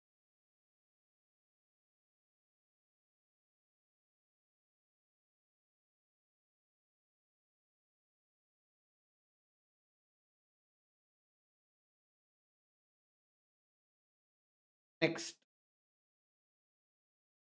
Sir, whether prior approval is required for conducting income escaping assessment? Yes. Before 1st September 2024, you need to take, if income escaped is less than or equal to 50 lakhs, you need to take prior approval of bosses. Bosses means commissioner or principal commissioner, director or principal director. If income escaped is more than 50 lakhs, you need to take approval of top level bosses. Top level bosses means chief commissioner, principal chief commissioner, director, principal director. Okay, but from 1st September 24 onwards, to do income escaping assessment, power is given to additional commissioner or joint commissioner, additional director or joint director. That means additional commissioner or above level, the additional director or above level, joint commissioner, joint director or above level officers, they can do income escaping assessment. Able to understand?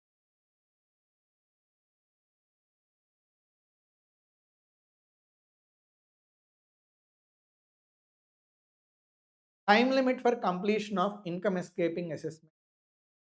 I can understand you will get some doubts. After listening to my explanation, open any other book or even ICA material, read income escaping assessment, then you will get complete clarity. Okay, because you would have listened income escaping assessment lot before. Okay, before 3 4 months you have listened. Again you are listening now. Okay, clumsy confusion will be there, but once you read the material, you are going to get the clarity.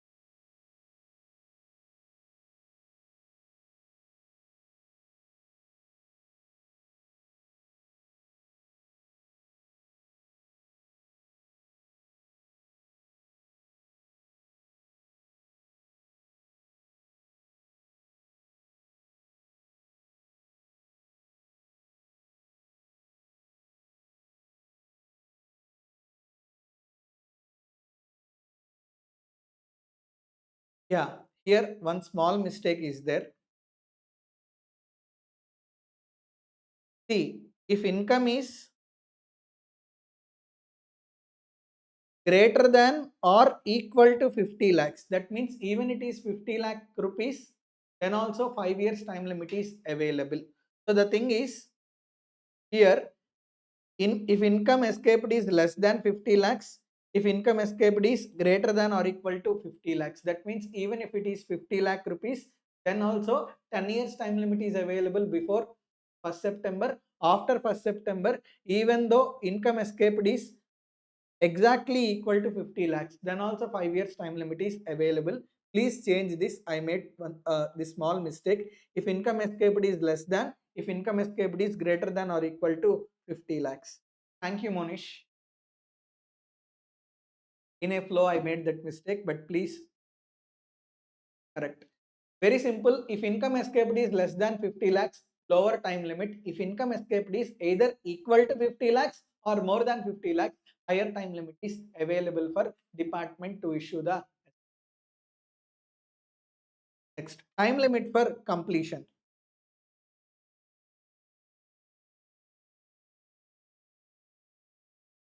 Let's say today income escaping assessment notice was issued 28th July 2025.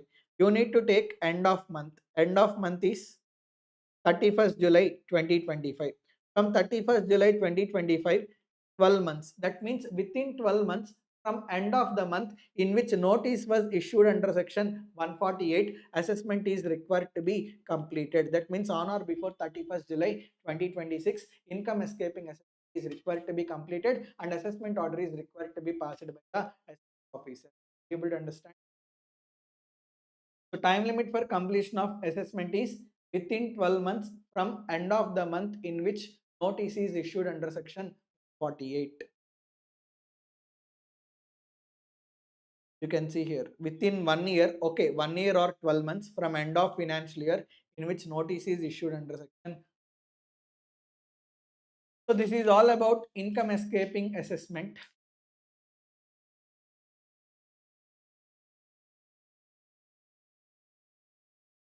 Now, shall I explain block assessment? Everybody, today also it's taking time even though we start early.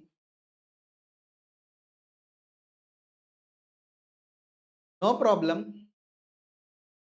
I think after today is Monday, na? After Wednesday, there is no class for CA final. On Wednesday, I will take remaining part. Today also it is assessment procedures only. On Wednesday, I will take appeals and revisions analyzation. Okay. Niranjan saying tomorrow, sir, block assessment. At least let us complete assessment skills and revisions. Today for YouTube channel thumbnail, I used appeals and revisions and equalization levy thumbnail. I need to change it.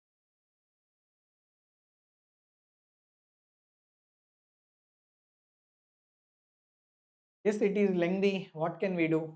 We do not have any option to leave it for it.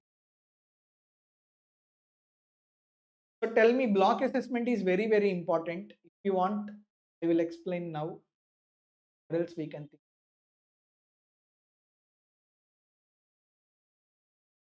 One person said, okay, block assessment about other.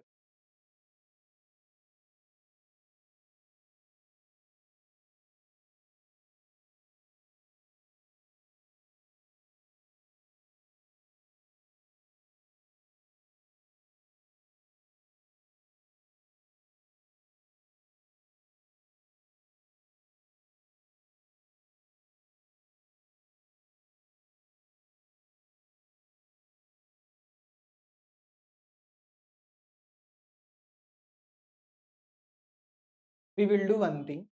Block assessment I will explain now because we will finish assessment. Tomorrow we can start fresh. Niranjan, like if you are not able to listen now, then try to listen, or else the video is again available on YouTube channel. Later on also you can watch that blog. Now block assessment, very, very, very important.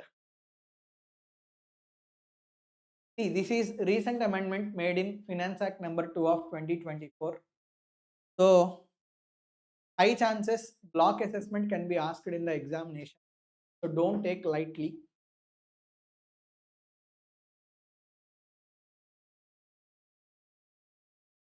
We discussed search yesterday. In case of search, they will seize the assets. They will seize books of accounts. They will take assets with them. They will freeze the assets, deemed seizure and all. Once they seize the assets as per search, we have discussed after completion of search, they will do assessment. That assessment is block assessment. See, 1st September 2024 is criteria. Before 1st September 2024, after search, they will issue notice under section 148. Just now we have discussed whenever any notice is required to be given for income escaping assessment under section 148, before that they are required to follow procedure under section 148. Correct? 148A. Listen very carefully. In case of search before 1st September 2024, if department is issuing notice under section 148, they are not required to follow procedure given under section 148A. So other than such cases, if they wanted to issue income escaping assessment notice, then they are required to follow procedure given under 148A. But in case of search, in search cases, then if they want to issue income escaping assessment notice, they are not required to follow procedure given under section 48A. Directly they will issue income escaping assessment notice and they will complete income escaping assessment and they will issue assessment order under section 147. But on or after 1st September 2024,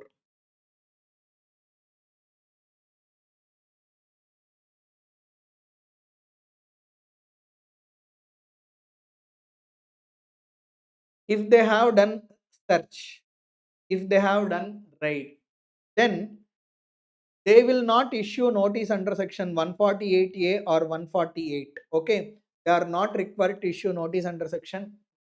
Like they will not do income escaping assessment from 1st September 24 onwards. If any search is conducted, they will do block assessment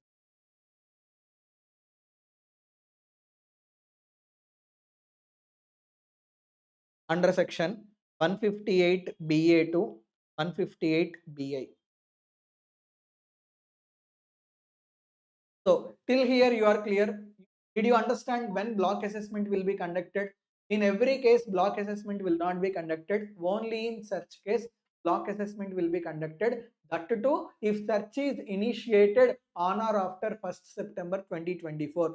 Not search completion. If search is conducted either on 1st September or after 1st September, then like after completion of search, whatever the assessment that they do, that is not income escaping assessment, that is block assessment. Okay. Now, sir, what do you mean by block assessment? Block assessment means the year in which they are doing the raid, the year in which they are doing the search. Along with that year, for last 6 years, they will also ask you to file ITR. That's called block assessment. See, block assessment concept was also there when I am studying my CA final. I am studying in Finance Act 2020. In up to Finance Act 2021, block assessment is there. Later on, Nirmalamma removed block assessment. Again, she introduced block assessment after elections, after 1st September, like through Finance Act number 2 of 2024. So this is not new concept for me, but for you it is new concept. Okay. So the thing is, let's say search initiated on 10th June 2024. After they initiate search, they will complete the search. They will prepare Panchnama, last of authorizations. Let's say search completed on 14th June 2024. Now what they will say, 10th June 2024 to 14th June 2024. Along with this, last 6 years means previous year 23-24, 22-23, 21-22, 20-21, 19-20, 18-19. Entire this period they will call as block period.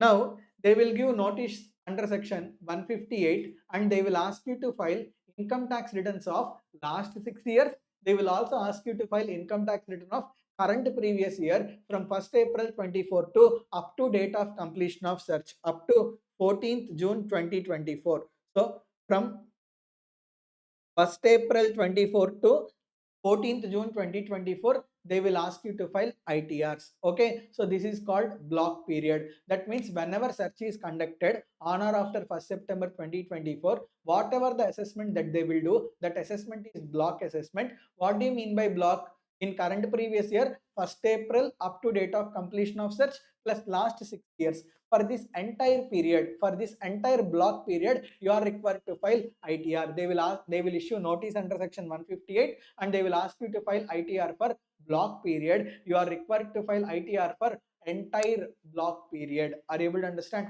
Sir, you already filed ITR under section 139(1).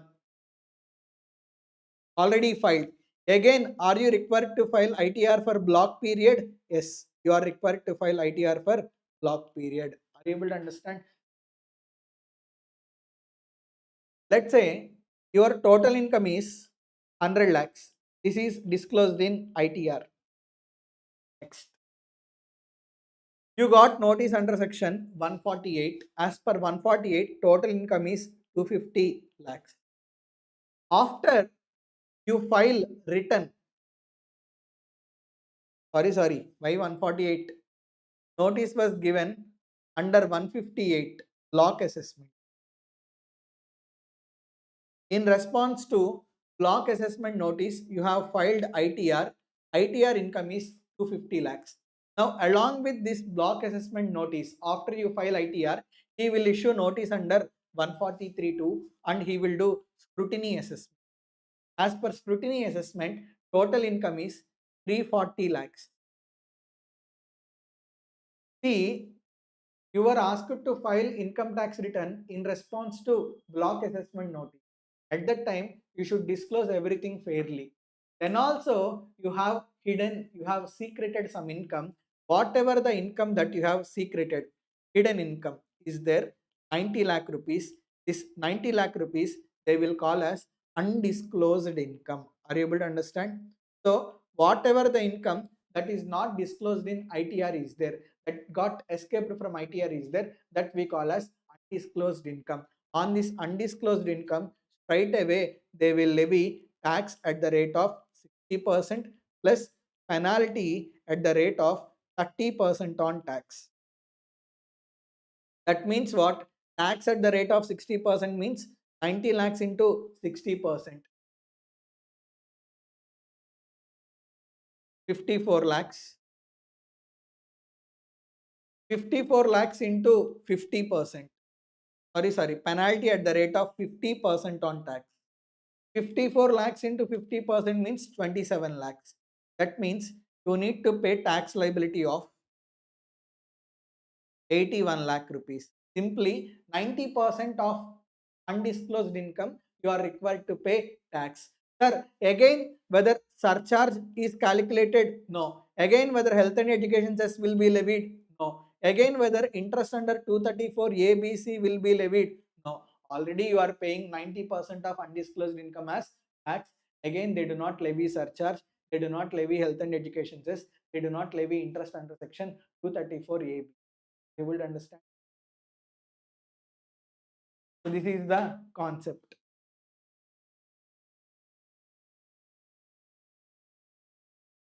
Now, shall I proceed? Shall I explain further? You know block period, right?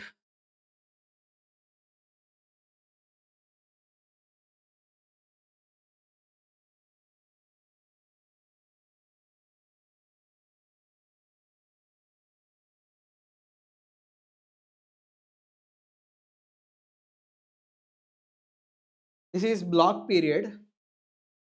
See, when notice was given for block assessment for previous year 2021, assessment is pending under section 143. Now, will they continue that assessment? They will not continue that assessment. They will abate that assessment. That means they will stop that assessment and they will do assessment under only block assessment. Are you able to understand? That means what? Whatever the block period is there, in that block period, for any previous year, if any assessment is already continuing under 143.2 or 147, they will stop that assessment and they will do assessment under block assessment. Are you able to understand? Let's say for previous year 23-24, scrutiny assessment is pending. What they will do? They will abate. They will stop that assessment and they will do assessment under block assessment. For previous year 1920, ITAT already appeal was filed. ITAT order was passed. Now they will not touch. For this, whatever the matter that is already concluded in ITAT is there, for that block assessment they will not do, they will not touch, because that matter is already concluded in income tax appellate tribunal. Let's say there is one guy, Arvind Kejriwal. Against Arvind Kejriwal, search was conducted. After conducting search on Arvind Kejriwal, notice was given, block assessment notice was given. Now Arvind Kejriwal went to Supreme Court. He told elections are coming, because of political vendetta. The opposition, like the ruling party, has done raid on me. Other than that, I do not have any income in my home. I do not have any assets in my home, he said. Supreme Court said whatever the search that is conducted on Arvind Kejriwal is there, that search is not valid, that search is not correct. And Supreme Court cancelled the search operations done by Income Tax Department. Once Supreme Court cancels the search operations, then whatever the assessments that were already abated are there, again they will be started. Are you able to understand? Again they will start.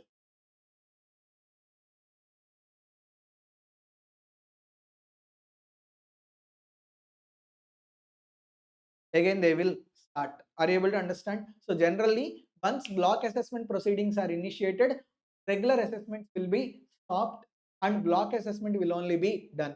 However, if block assessment is considered invalid by any court, in that case whatever the stopped proceedings are there, again they will revive. Are you able to understand? That is the next.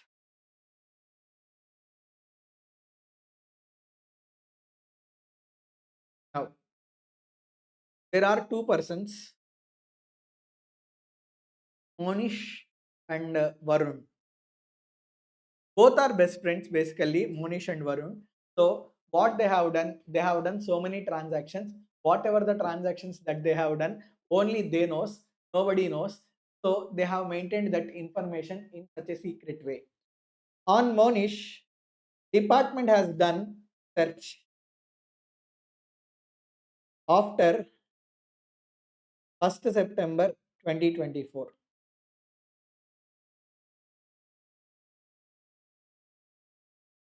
I think I said one mistake previously. Monish, correct me. In case of income escaping assessment, time limit available is within 12 months from end of financial year, right? Income escaping assessment.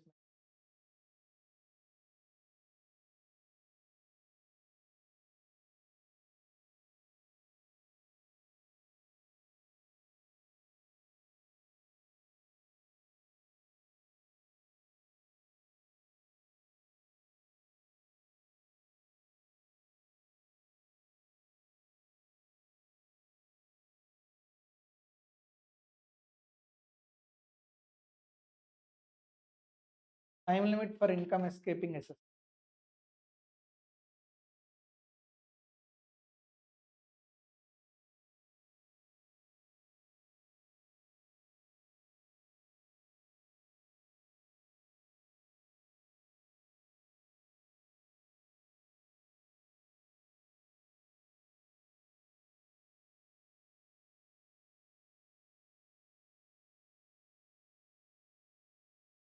Yeah, 12 months from end of financial year, not end of month. I have made mistake here. Please rectify. End of financial year. End of financial year is 31st March 2026. From here, 12 months means 31st March 2027. Please make this change. Time limit for completion of income escaping assessment within 1 year or within 12 months from end of financial year in which notice is issued under section 48. Please make this.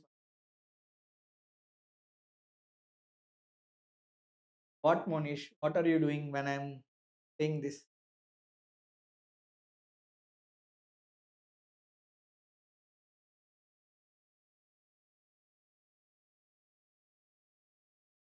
So again, let's come back to block assessment. On Monish, raid was conducted by Income Tax Department after 1st September 2020. Now, so when they are doing search in Monish house, there are some assets belonging to Varun found. Both are best friends, na? So assets belonging to Varun were found in Monish house. Now, Monish resides in Chennai. Varun, let's say, resides in Bangalore. Now, what happened? Whoever the assessing officer of Monish is there, assessing officer of Monish will hand over these assets, hands over those assets to assessing officer of Varun. Then what assessing officer of Varun will do? He will issue like a notice under section 158. Block assessment notice under section 158 to Varun also. Like again, like uh, block assessment proceedings will be initiated against Varun as well. Are you able to understand? Time limit for completion of assessment.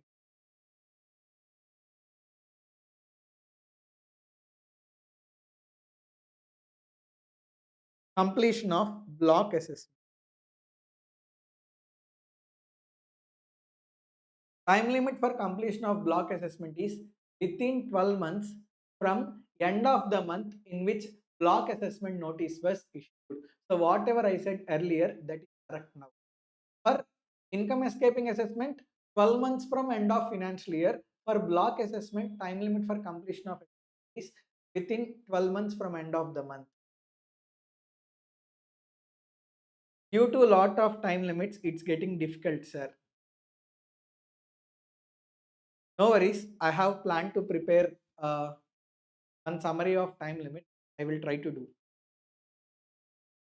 So time limit for completion of block assessment. Let's say today, 28th July 25, block assessment notice was given.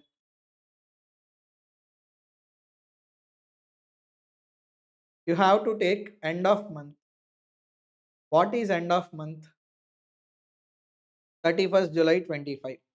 From 31st July 25, again you need to consider 12 months. That means on or before 31st July 2020, block assessment order is required. Confusing. That's what DT is. Why many students feel tough DT is because of this.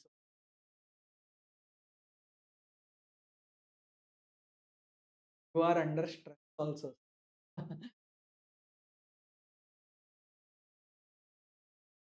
See, 12 months from end of financial year, that is for income escaping assessment.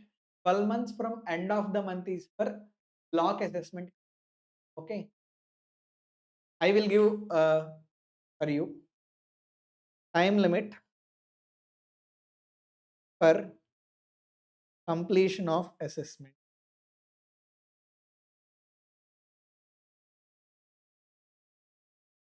For income escaping assessment, 12 months from end of financial year in which 148 notice is given. For block assessment, within 12 months from end of month in which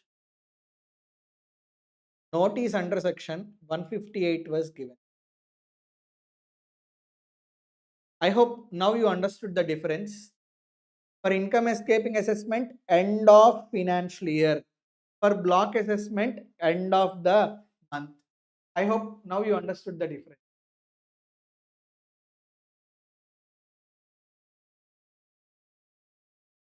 This is why even in revision class also for assessment procedures, I am not rushing.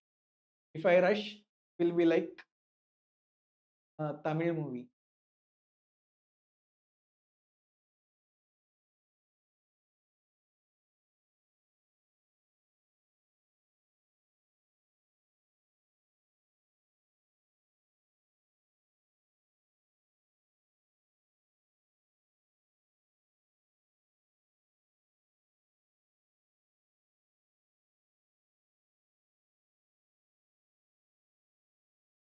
So this is the concept of block assessment.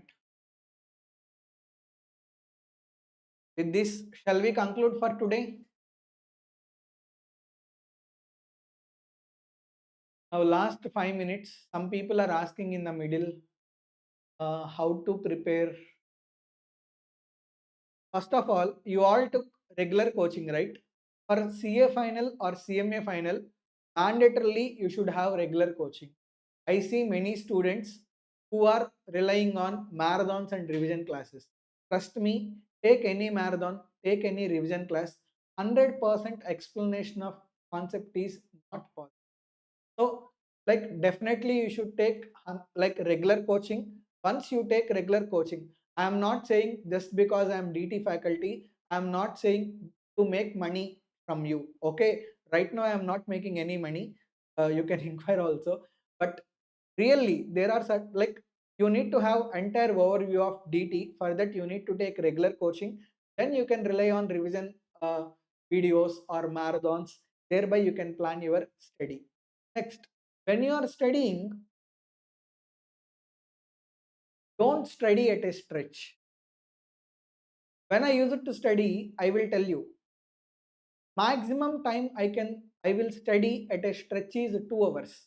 For every 2 hours, I will take break. There is no point. I cannot, once I have my dinner, I cannot read. I will go to sleep. That's the norm. But I wake up very early. I used to wake up at 4 o'clock, 4:30. And I used to sit for my studies at 5 o'clock. 5 to 7, slot 1. 7 to 7:45, break.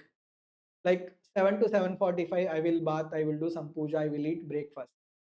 Next, from 7:45 to 9:45, slot 2. After 2 hours, our mind cannot take the input. So for every 2 hours, we need to give rest to our mind. So 7:45 to 9:45, slot 2. From 9:45 to 10, 15 minutes break. I will drink tea or I will do some casual walk. Again at 10, I will sit. 10 to 12, slot 3, 2 hours. After 12, I will take lunch break because I had early breakfast at 7 o'clock. At 12, I will have lunch. 12 to 12:45, I will have lunch. I will take some small nap. Again, at 12:45, I will start. 12:45 to 2:45, slot 4.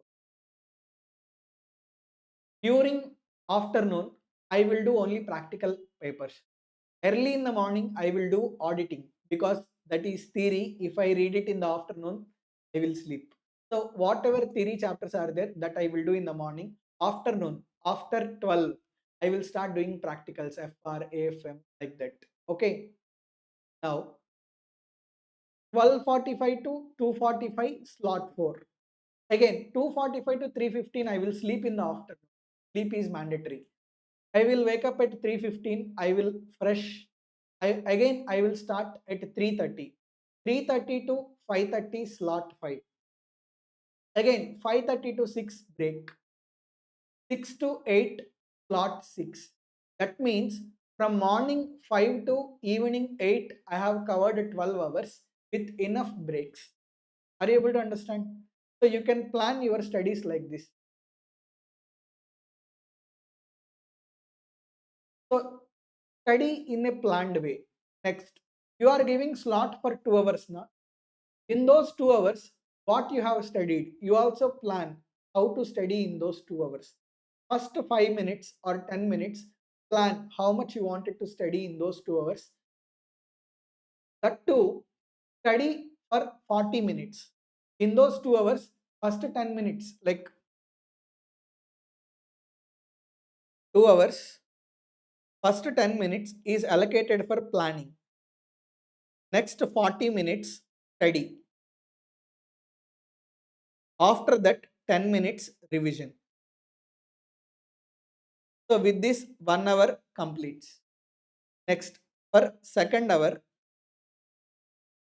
study for 45 minutes. Last 15 minutes revision. This is how you need to plan your study. Okay. If you plan this much scientifically, trust me, follow this 12-hour schedule. Read it in a planned way, scientific way. Definitely you will get rank. High chances.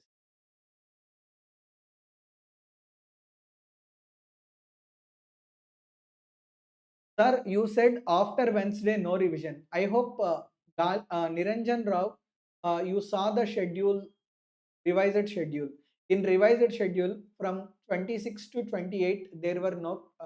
I'm sorry. In revised schedule on Thursday, Friday, Saturday, there are no classes. You see. So after Wednesday, Thursday also I will make it possible. On Thursday, I will do revision of appeals and revisions and equalization.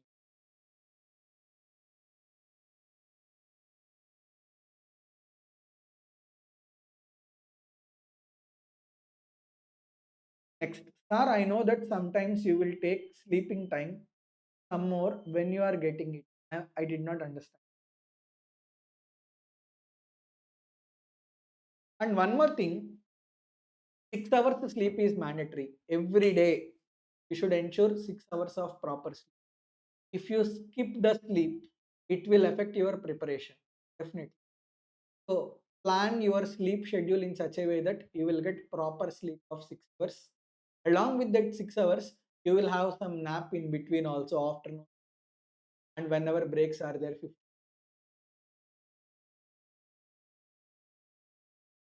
Niranjan, sir, NR tax instead of appeals. Actually, right? My relative died who is very close to me to attend for 10th, 11th, and 12th day. That's why I scheduled NR day. Again, NR taxation is a bit of complex topic. I'm preparing running notes. I wanted to explain it in a better way. That's why I'm taking time. Other than that,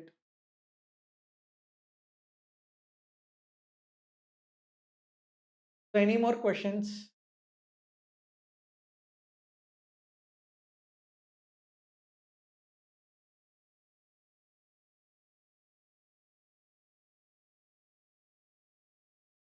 That's it.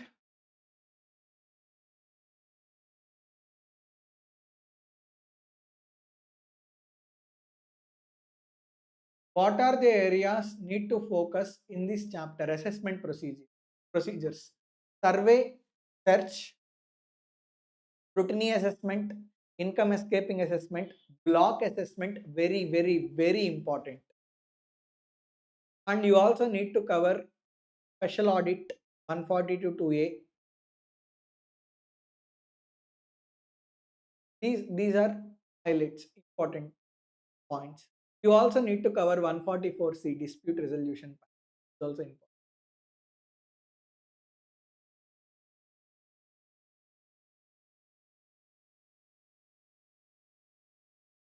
40 days lo DT and IDT can I finish? That depends. I hope Niranjan you took proper regular coaching for DT and IDT. If you took proper regular coaching for DT and IDT, definitely possible. Within 40 days you can prepare DT and IDT. Actually, there is one staff. Actually, he is brother to me. He works for me for all these thumbnail designing, and he is also studying CA final. For him, I prepared one schedule. Okay, so I prepared a schedule of 35 days for DT and IDT. First revision. After 35 days, I will keep one exam for him. Mock exam 1. 2 days break on one, like first day DT, second day IDT. Thereby, first revision gets completed. Second revision is for 15 days. After, like for that also, I gave schedule to him. After second revision, I will keep mock exam. Then, at last, revision 3. Revision 3 is for 6 to 7 days. No mock exam, two mock exams. After third revision, he will directly go to the final. So, minimum you need to revise DT for 3 times. So if you do revision for 3 times, at least you can go to exam confident. How paper came in the examination, that will not determine whether you will qualify or not. How confidently you went to the examination, that determines.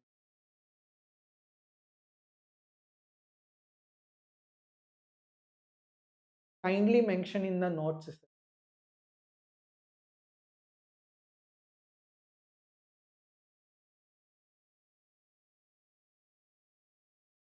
See, okay, I will mention.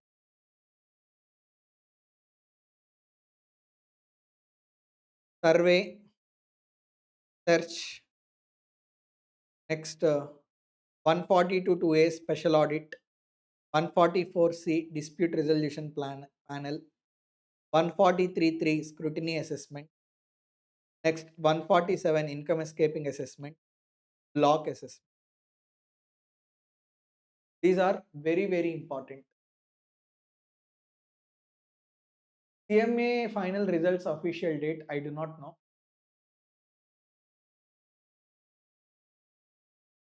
Yes, DT and audit, these two require a lot of review. Not that easy as you think. Some people, I have seen some people, DT, Telega, some important chapters I will study, I will get 40 marks. Not that simple. You will go to the examination, you will see DT paper, you will see stars in the, okay. Please don't think DT is easy. If DT is easy, see, IDT will be taught by many faculties. DT will be taught by only limited faculty because it's not that easy to handle the student in DT class.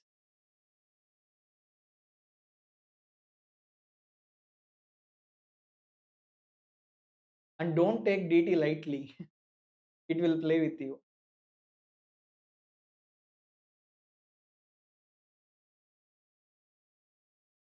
Okay, that's it.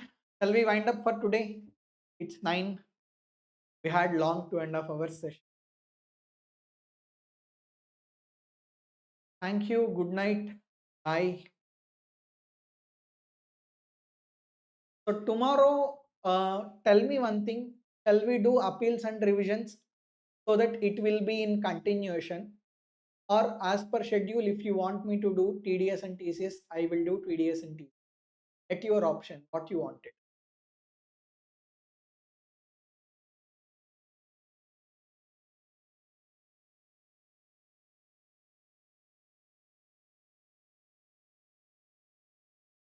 Continuation.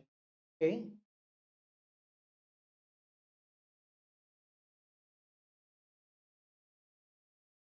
Better to continue. Okay, I think like tomorrow we will continue with appeals and revisions. Schedule will get postponed by one day. Don't worry, tomorrow also I will be. Tomorrow at 7 p.m. Okay. 30. Yeah, TDS, TCS 8 marks I will discuss with you on day after, Wednesday. On Thursday, I will discuss with you advanced tax and investment securitization. Thank you. Good night. Bye. I'm ending the stream. Have dinner. Have proper sleep.